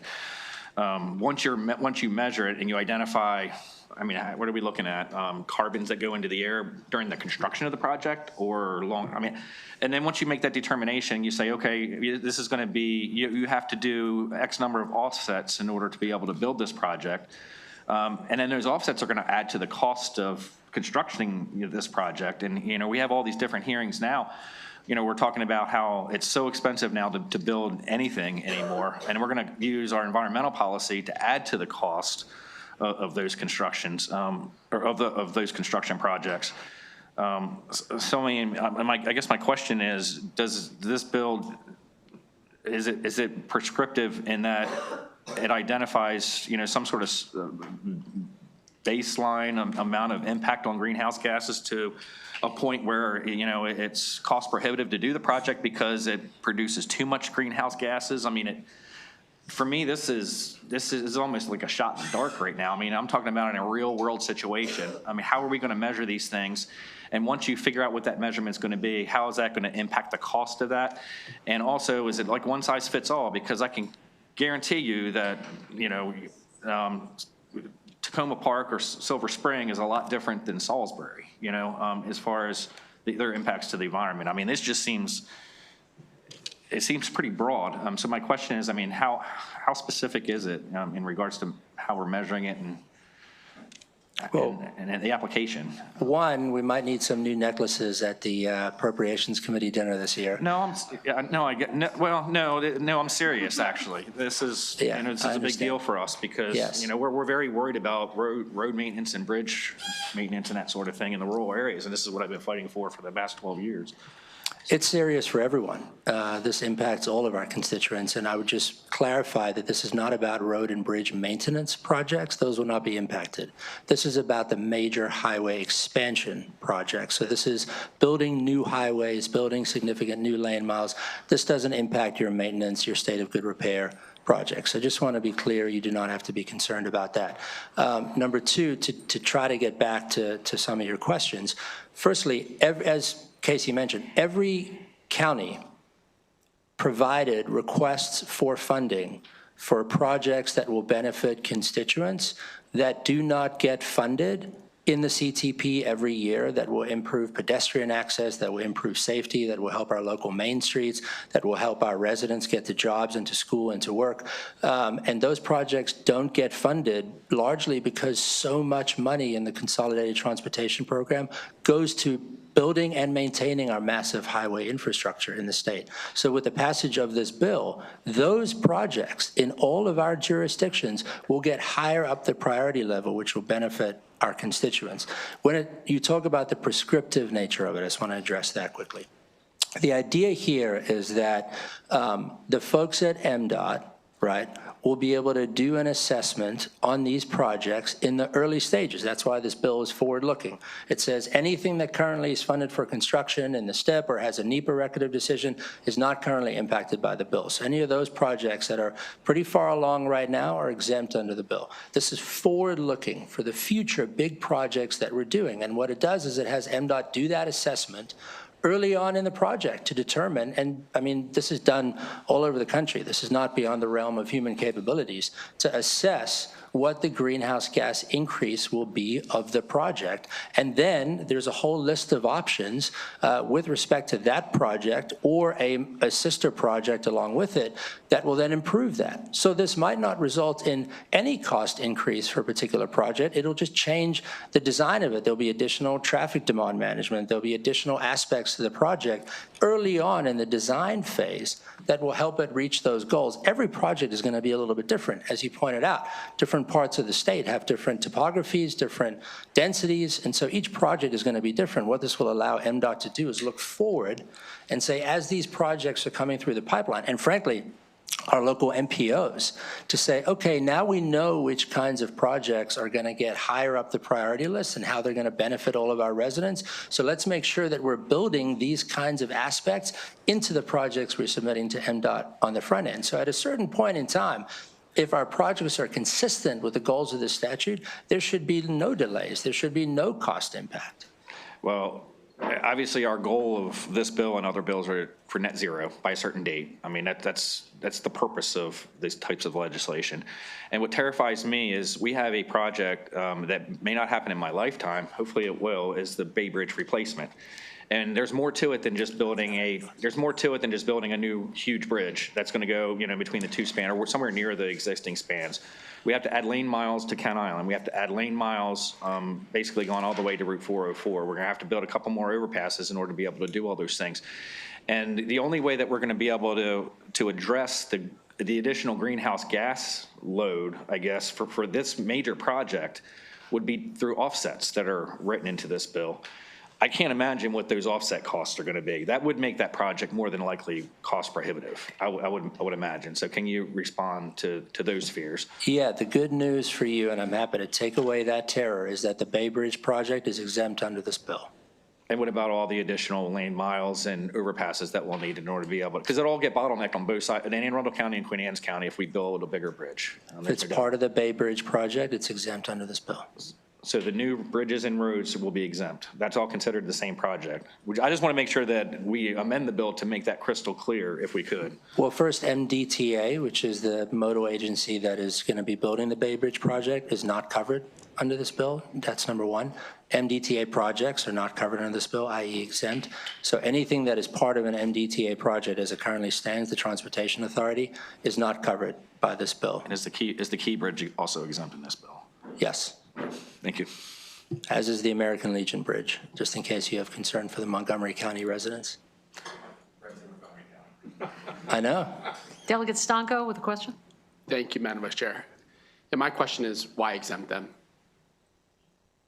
Why exempt those projects? Yeah, just limiting factor. If you believe in the concept, why exempt them? Because the idea of the bill is to be forward-looking. So those projects have already reached, they're not exempt for the purpose of them being exempt. They're exempt because they've already hit the threshold in the bill. Any project that has currently hit those thresholds when the bill is passed will be exempt because of how far along in the planning process those projects are and how much money has currently been put into them. The purpose of this bill is to say for the next round and the next round and the next round of the future projects coming through the pipeline, let's make sure that we are developing those projects with the mindset consistent with this bill. So does that, so just conceptually then, so we'll use the Bay Bridge, right? If the idea is in any part of the planning process today, like even in some, an analyst inside of MDOT or an agency has started in it on the first, piece of paper, they're exempt today because it's already been conceptualized? No, those projects are way further along than the conceptual stage. Those projects have been funded for construction in our Consolidated Transportation Program, or they have a record of decision from a NEPA assessment, or they're funded for construction in one of our STIP plans. So they're way further along than the conceptual phase. So, and maybe I just don't know where it's at in the process. So how is a new Bay Bridge? So Bay Bridge is separate because that's a project that would be operated by MDTA, the Maryland Transportation Authority, which is a separate non-budgeted entity. So their funding is done completely different from the rest of the modal agencies. Their money doesn't come out of the TTF. They bond their own money out of tolls. So it's a totally separate agency that operates in it. I mean, it's a part of the state agency, but I'm saying it operates in a different way to the other modal agencies. It operates differently, but if the net zero goal is the focus, why exempt them? I'd be happy to bring it back in, but where we're at right now is that the MDTA is not part of this bill. Understood. I think my lens on there is because when the big projects that have the biggest impact to the broadest amount of Marylanders that are on the road, that we find ways to make exemptions to the concept of the General Assembly and the bills that are passed. So I agree with my colleague from Kent County. All right, thank you. Any other questions? Going to bring up two more favorable witnesses. Terrence Fitzgerald and Brian Weibel. Whoever's up there first can get started. Go ahead. Madam Vice Chair, members of the committee, I'm Dr. Terry Fitzgerald speaking on behalf of Chesapeake Physicians for Social Responsibility in strong support of HB 437. I've submitted written testimony. I hope that you or your staff can look at it. In these 120 seconds you've granted me, I hope to say a few words about the TCA. A lot has been said and answered already. We know that burning fossil fuels is bad for our health. We know that burning fossil fuels is the leading cause of greenhouse gases, and that transportation is the #1 source of greenhouse gases in Maryland. And we know that climate chaos is a very real threat to our state, as mentioned in a report from the Comptroller's Office. All of the 2.2 million properties, Maryland's coastal properties, are at risk from sea level rise. We know that climate chaos is threatening this country in many ways, and we know that it's creating catastrophes throughout the world, desertification, floods, sea level rise, and that this destabilizes societies, causes wars, and threatens us. We face very serious dangers, and our society is not taking it seriously. The bridges across the bay won't matter if Ocean City is under 10 feet of water. We have to look at this generationally to the future. You, however, have here the opportunity to do something about these threats, to take action, to reduce our contribution to the problems, and to make Maryland a leader by passing the Transportation and Climate Alignment Act. Our motto at CPSR and a fundamental principle of public health is we must prevent what we cannot cure. That is why we support the TCA and urge you to give a favorable report on 437. Thank you.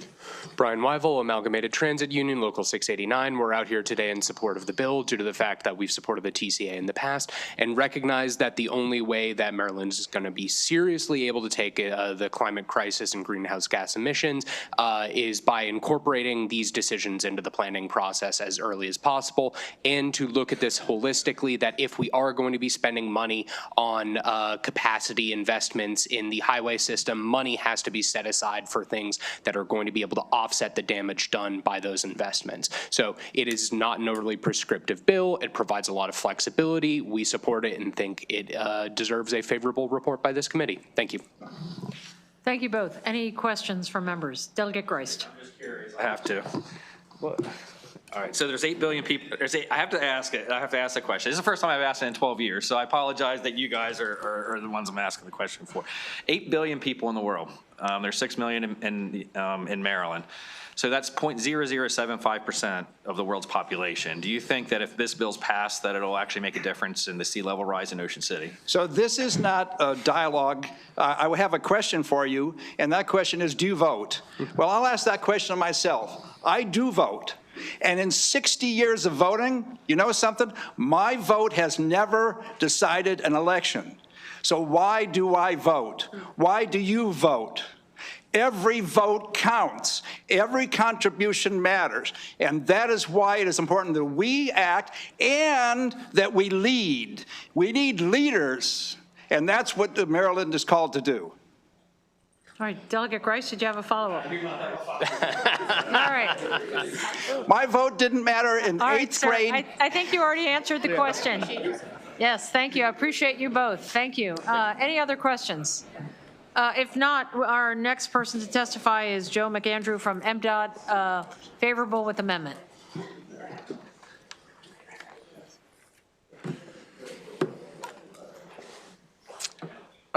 Good afternoon, Vice Chair Kaiser, members of the committee. Thank you for the opportunity to testify about HB 437, the Transportation and Climate Alignment Act. For the record, my name is Joe McAndrew. I serve as the Assistant Secretary for Planning and Project Development at the Maryland Department of Transportation. As discussed, Maryland's transportation sector is the largest contributor to greenhouse gas emissions. We have made good progress over the last decade. Climate pollution from our surface transportation system has dropped more than 12% due to better fuel economy and more electric vehicles. There are now more than 150,000 vehicles in the state of Maryland. We passed that record just this last month. And still there is more work to be done to meet the transportation share of our climate goals. That is why, since 2024, MDOT has worked closely with the bill sponsors and environmental partners to identify an approach to this legislation that balances environmental goals, statewide transportation needs, and implementation considerations. We support this legislation with amendments that support effective implementation in two key ways. ways. First, for major highway capacity expansion projects costing more than $100 million, we are required to assess their greenhouse gas emission impacts and then offset any impacts. We seek an amendment that will delay the implementation of this project-specific analysis to give us more time for effective implementation. Second, to be in compliance with the executive order that the governor has put out for climate, the bill requires us MDOT to evaluate the Consolidated Transportation Program, or CTP, beginning in calendar year or fiscal year 2028. We'd ask that we also do that in FY 2027. We are already piloting that side of the bill right now, and we can brief up at an appropriate time. This legislation will not affect current expansion projects that are funded for construction in the CTP or in the Transportation Improvement Program, or have completed NEPA documentation. It will also not affect projects that do not expand highway capacity. The bill includes an estimated $1.5 million cost associated with updating our statewide transportation model to account for best practice for accounting for induced demand.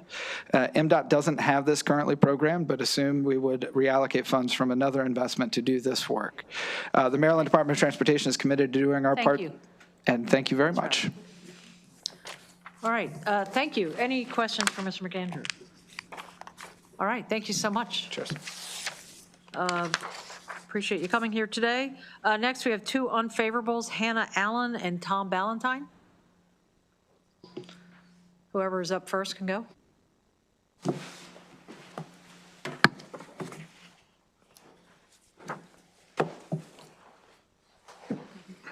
Good afternoon, Madam Vice Chair, members of the committee.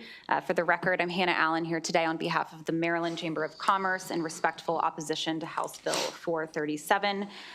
As you've heard, the bill is doing two primary things. It is requiring MDOT to evaluate major highway projects for greenhouse gas impacts. And second, it's requiring that any project over $100 million be paired with an equal mitigation or multimodal investment package. The first piece is largely being addressed in MDOT CTP bill that you all will be hearing in the next week or two. The second part is the piece that the chamber is most concerned with. The bill creates a requirement that major highway expansions must be paired with additional multimodal investments without identifying a single new dollar to pay for those investments. So MDOT would now have to fund these multimodal transportation programs concurrently with funding for the construction of highway projects. The fiscal note outlines that mitigation efforts could total hundreds of millions or even billions of dollars, depending on the strategies that the department uses. So when you're adding new costs without new funding, we will likely see fewer projects invested in. And Maryland's transportation system is certainly currently under strain as it is. Construction costs are rising, maintenance needs are growing in the state, and the TTF is increasingly stretched thin. So the bill is really forcing MDOT to make impossible trade-offs between congestion relief and safety improvements and freight mobility throughout the state.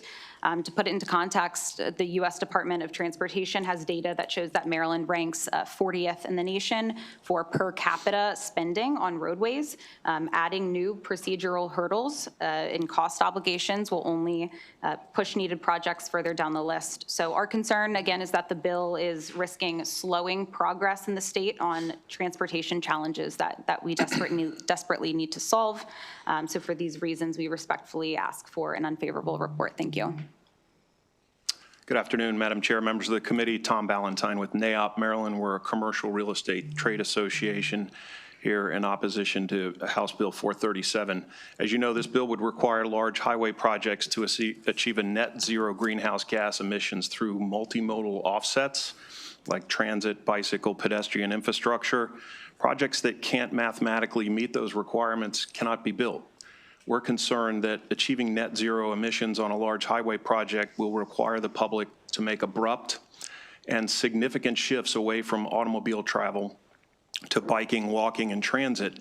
These changes would require simultaneous construction of multimodal infrastructure with no guarantee that the public can or will shift their transportation preferences.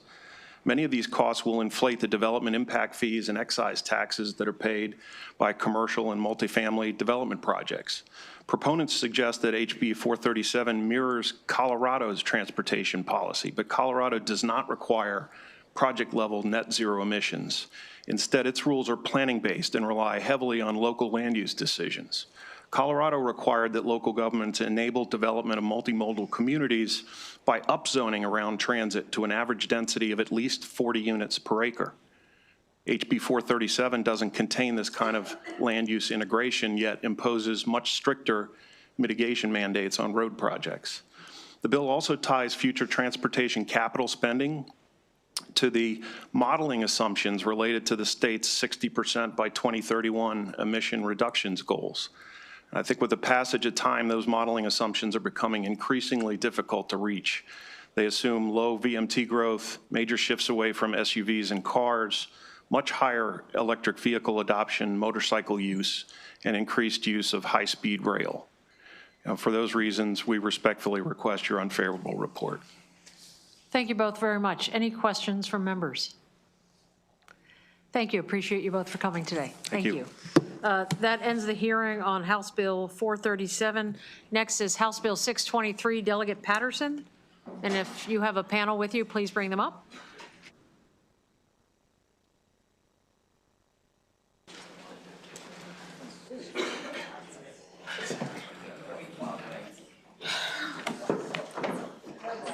Okay. It's so great to be here. Okay, thank you.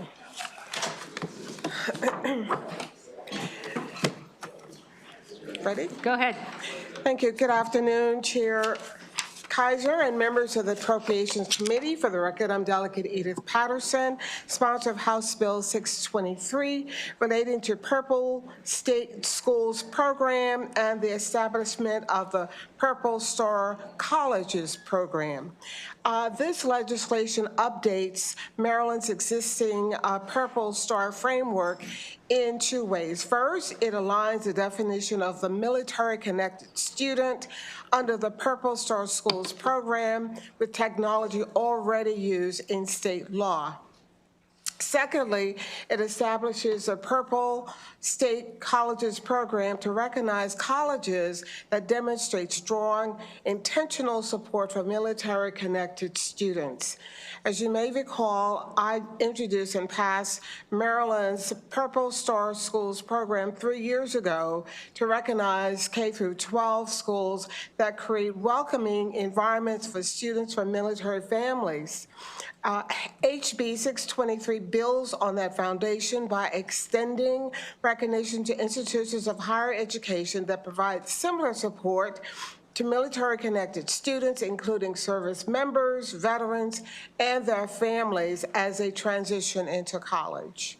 Under the bill, the Maryland Higher Education Commission will administer the Purple State Colleges program and designate colleges that choose to apply and meet established criteria.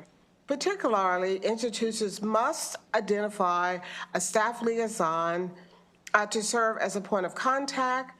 They must provide clear and accessible information about enrollments and academic planning and offer services that support students as they transition to a new college environment. Please note this program is voluntary and can be implemented with minimal costs by making support services easier to identify and access during periods of transition. And it allows colleges to highlight their commitment to serving the military community. Colleges can also create a clear benefit for both institution and students. So HB 623 honors the service of our military families while strengthening support for their educational success. And for these reasons, I respectfully urge you to give HB 623 a favorable report. Thank you so much for your consideration. Thank you, Delegate. Ms. Nash. Good afternoon, Vice Chair Kaiser. Welcome from another Montgomery County person and members of the House Appropriations Committee. My name is Lynn Nash. I'm a 30-year veteran from the Public Health Service. I have 3 kids, and my daughter, Natalie, the youngest, attended 10 schools from K to 12. 2 colleges before she went to med school, so a total of 12 schools. So I think I'm kind of a bit of an expert on the topic, and I'm here today on behalf of the Maryland Military Coalition. I'm their communications director. So today is actually a bit of a celebration. Thanks to this woman, we have 31 Purple Star schools today. In Maryland. In Maryland, in Maryland. And so those are schools that have gone the extra different distance, schools that are committed to excellence. So her new bill pushes the standard even farther. In addition to aligning that definition, she seeks schools that will join and create that atmosphere that is so important. Our need is great. We have 132,000 currently serving service members and their spouses and dependents. We have 348,000 veterans in addition, and that doesn't include their spouses. The partners are identified, the costs should be covered with existing resources, and as a result, the coalition strongly supports this legislation and asks you for a favorable report. Thank you, Delegate Patterson, for sponsoring and your continued support of military in our great state. And I have an apology for you. Your cookies went across the way to Ways and Means, but the basket's right there, and I will rock around the back and make sure that there's something left in the kitchen for you. All right, that deserved 20 extra seconds. Thank you. Delegate Smith has a question. Thank you so much, Delegate, for bringing this bill. I know that Towson University has been particularly distinguished at having a center supporting veteran students. And for those who may or may not know, former member of this committee, former Delegate Pat Young, actually led that at Towson University. And so I wanted to know, that is a specific job that was solely focused on that. Do you have any recommendations what that staffing support should look like? I know this is voluntary, but they seem to me like maybe an example other universities could look to. I think that what's really important is that we have standardization across the higher education communities. Pretty much what we've done with the SIM, and the fact that the person would serve, the colleges would have that person identified as a liaison, and they will be identified in the military communities to let them know that this is a university that will offer transition programs and services just for the military students as well. Thank you. Thank you. Any other questions? Thank you both very much. Appreciate you coming in today. Thank you. Oh, sorry. The next we have House Bill 109, Delegate Vogel. And if you have a panel, please bring them up.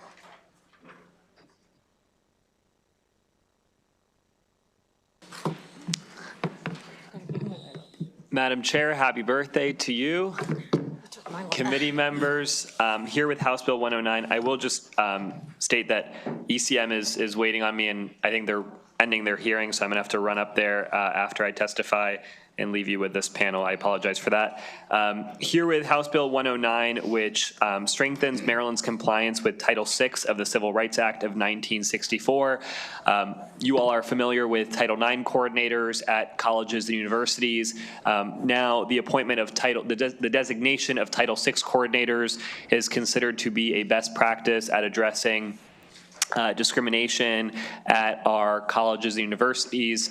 I will note several states, I believe New York most recently passed legislation designating Title VI coordinators. Concerns around cost for this, I want to address that.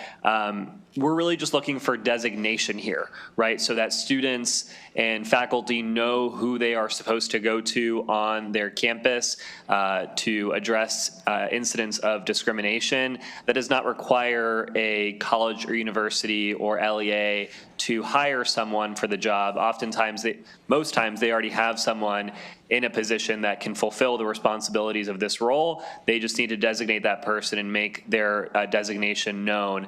I believe the university University of Maryland has already designated a Title VI coordinator that was running their Office of Civil Rights. So again, that now gives the students at the University of Maryland clarity over who they need to go to if they are subjected to discrimination. With that, I urge a favorable report on House Bill 109. And unfortunately, I do need to run to ECM. I'm sorry. All right. Thank you, Delegate Vogel. I do want to say this, since this bill, you can Yeah, go if thank you you. have to go. This bill is jointly assigned. We do have Delegate Roberson here from Ways and Means. We will start from my left, your right, with one of my former superstar students, Lily Fleischman.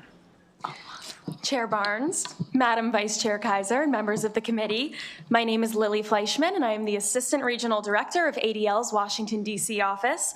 I am also a recent graduate of the University of Maryland, where I served as president of the School of Public Policy's Student Government Association. I am here today in strong support of House Bill 109. As a Jewish student, I experienced firsthand the devastating effects of anti-Semitism on campus. According to ADL's audit of anti-Semitic incidents, Maryland had 107 incidents at K-12 institutions in 2024, ranking third highest in the nation. In my role at ADL, I frequently speak with students who are navigating discrimination and harassment in their schools, and what I hear is a consistent fundamental problem. There is no one I can go to at my school who will take this seriously, who will help me understand my options, and make sure that my complaint does not disappear. Even when institutions have civil rights staff or policies in place, too many students don't know who that person is, don't know where to start, or fear nothing meaningful will happen.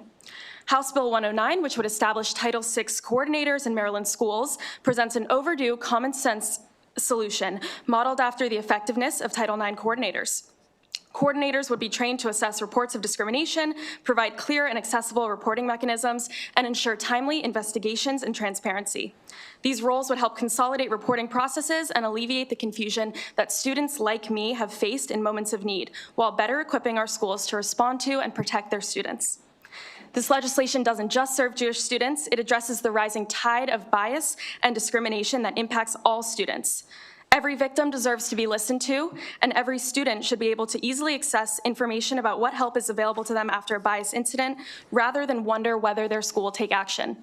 The University System of Maryland, with its history of excellence, has an opportunity to set a standard in ensuring equity, safety, and accountability for all students. Thank you. Thank you.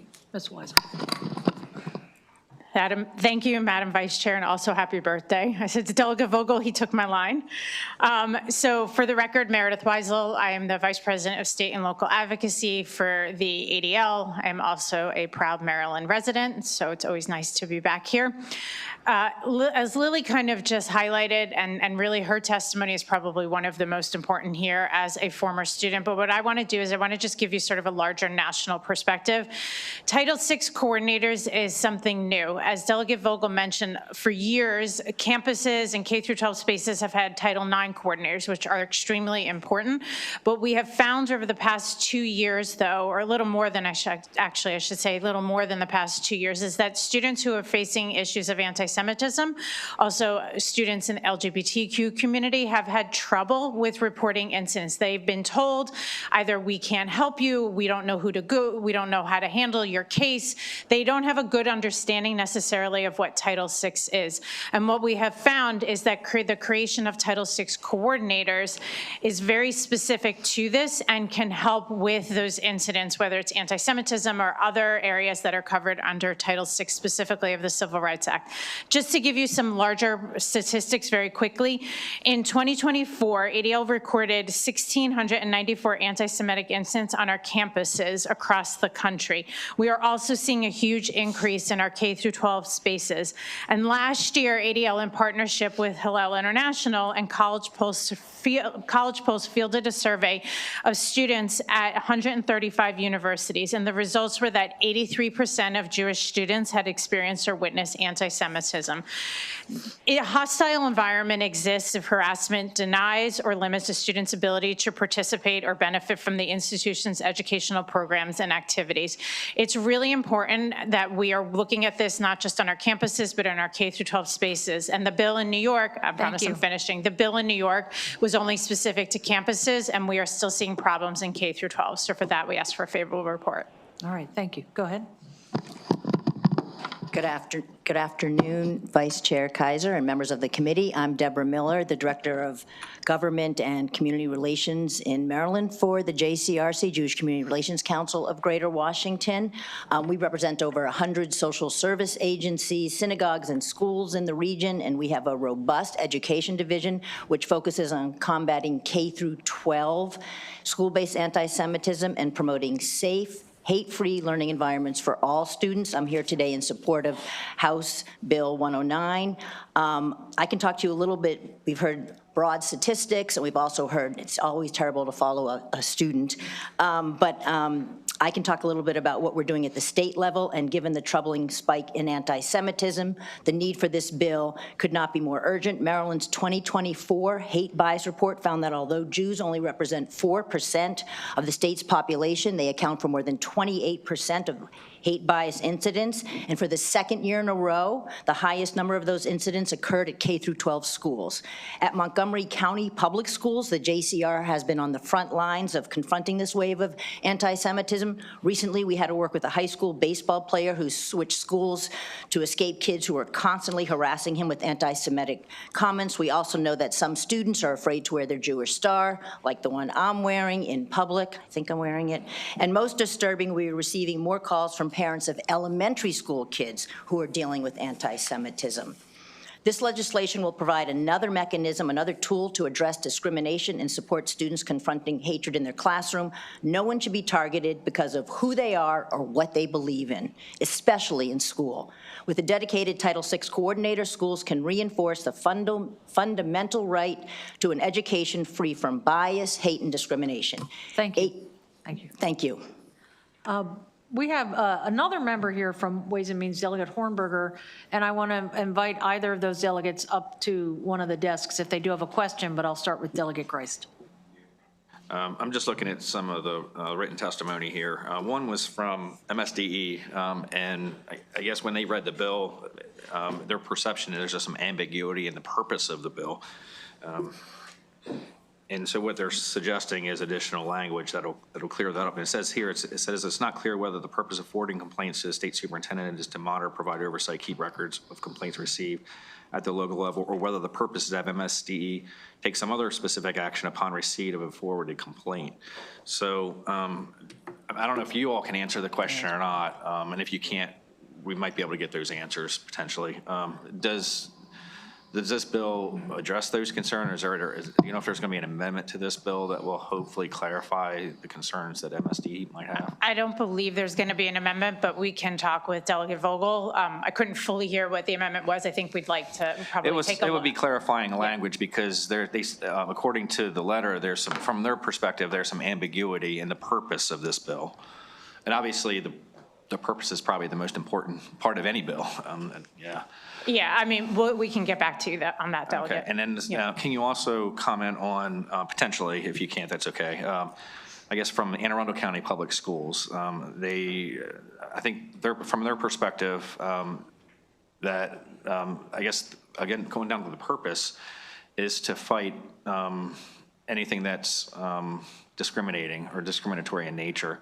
And there's already laws on the books that prevent that sort of thing from happening already, and that this might be more duplicative than anything. Can you comment on that it's more redundant laws, I guess, is what they're saying? Yeah, I wouldn't say it's redundant. This is about having an individual where students or parents, if a student is underage, are able to report incidents to when they are happening. There are Title IX coordinators that are set up for that exact reason. Just because we have laws in place doesn't mean that there is somebody necessarily there, the mechanism for how it is reported. And that's why this bill was introduced last year as well. There needs to be a designated individual.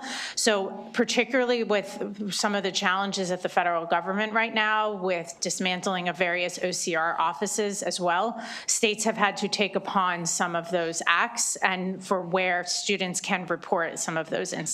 But each school and each LEA does have a reporting requirement already in place. It's not always working though, and that's why having a designated individual specifically working on Title VI. I mean, we've done a lot of the research and data on this, and we're happy to talk further on that for you. Sure. Appreciate it. Thank you. Yeah, absolutely.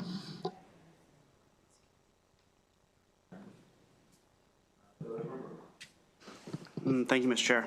My question, two questions. One is, there's a couple of references in here to all schools. And my understanding of both Title VI and Title IX is you have to receive federal funds in order to have that applied to you. So is it the intent of the bill to also apply to schools that don't receive federal funding, i.e. private schools and the like? No, I believe it's just for public schools, public campuses, and public K through 12 schools. Yeah, reading the text, I didn't glean that. The second question that I have is, this doesn't mandate a new position. In other words, the person that's the Title IX coordinator could also be the Title VI coordinator. Is that accurate? Could be, yes, and we have definitely seen states look at that for sure, and it would just, sometimes that person would need extra training specifically on Title VI. Of course. Yeah, absolutely. Okay, well, thank you for bringing the bill. Okay. Any other questions? Doesn't have a question any longer. You good? Okay. Any other questions? All right, thank you all for being with us. Great day. Do we have,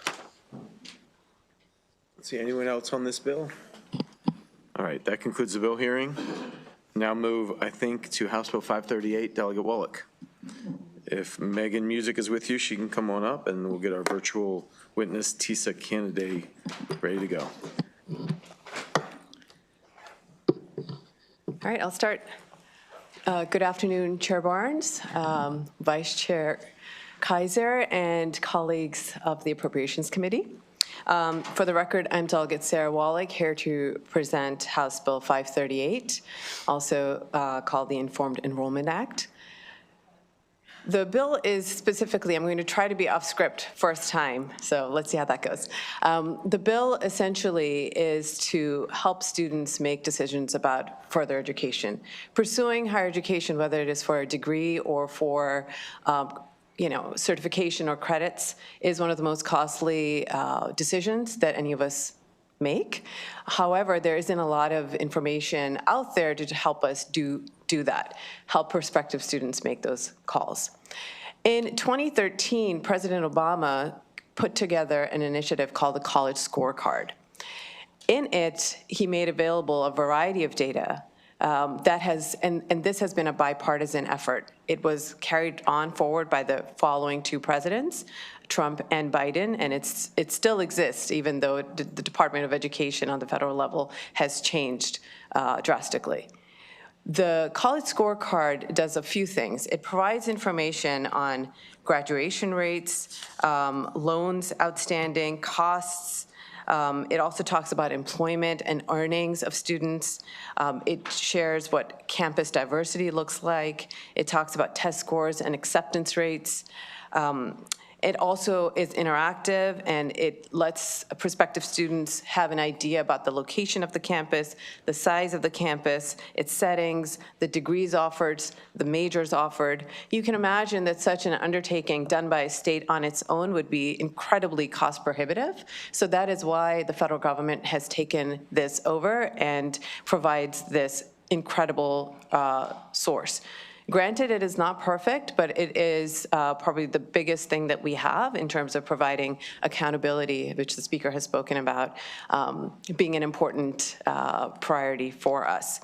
So with that in mind, the bill specifically asks higher education institutions in our state to share this data source with its prospective students. The challenge is it lives over here, students are here, and there's no connection between the people and the families who could really use this information with the resource that exists. So the bill asks the institution to make it available, share it on their social media, put it on their website, share it during orientation. It is certainly one piece of information that students can use to make a decision, but it is an important piece. And with that, I hope that you will consider this bill. There is no fiscal note. The testimony has been largely favorable. It had a fiscal note last year. I worked over the interim to make sure that it didn't this year. And again, I request a favorable report. Thank you. Good afternoon, Mr. Chair, Madam Vice Chair, and members of the Appropriations Committee. For the record, I am Megan Music. I serve as the Executive Director of External and Legislative Relations at the Maryland Higher Education Commission. I am here on behalf of the Commission today to respectfully request a favorable report on House Bill 538. the Informed Enrollment Act. Choosing a college is one of the most significant financial decisions a student and a family will make. HB 538 takes a practical and student-centered approach, as Delegate Wolk mentioned, to bridge that divide between what the federal government has started to collect and our in-state tuition or in-state institutions, and to be able to share with them the information on cost of attendance, graduation rates, the post-graduation earnings, and potential debt. These are all key factors that should inform the enrollment decisions. More importantly, the bill leverages the already available data, minimizing the administrative burden while maximizing our public benefit. HB 538 strengthens the informed decision-making process, promotes our financial literacy of our students, and supports our students' success without imposing unnecessary new reporting requirements on our institutions. For these reasons, MHEC is urging a favorable report on 538. Thank you.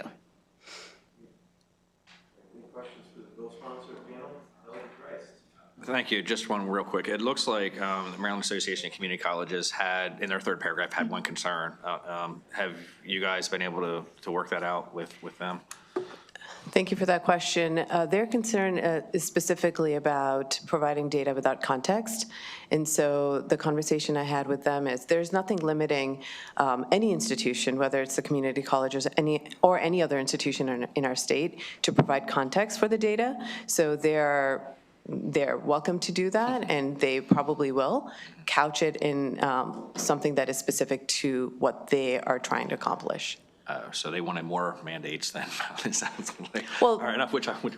The data is there, and I think it's helpful to try to frame it for the audience. So that's how we discuss that. All right, thank you. Thank you. Any other questions? I think our virtual witness is not with us. Okay. Thanks for the bill. That concludes the bill hearings.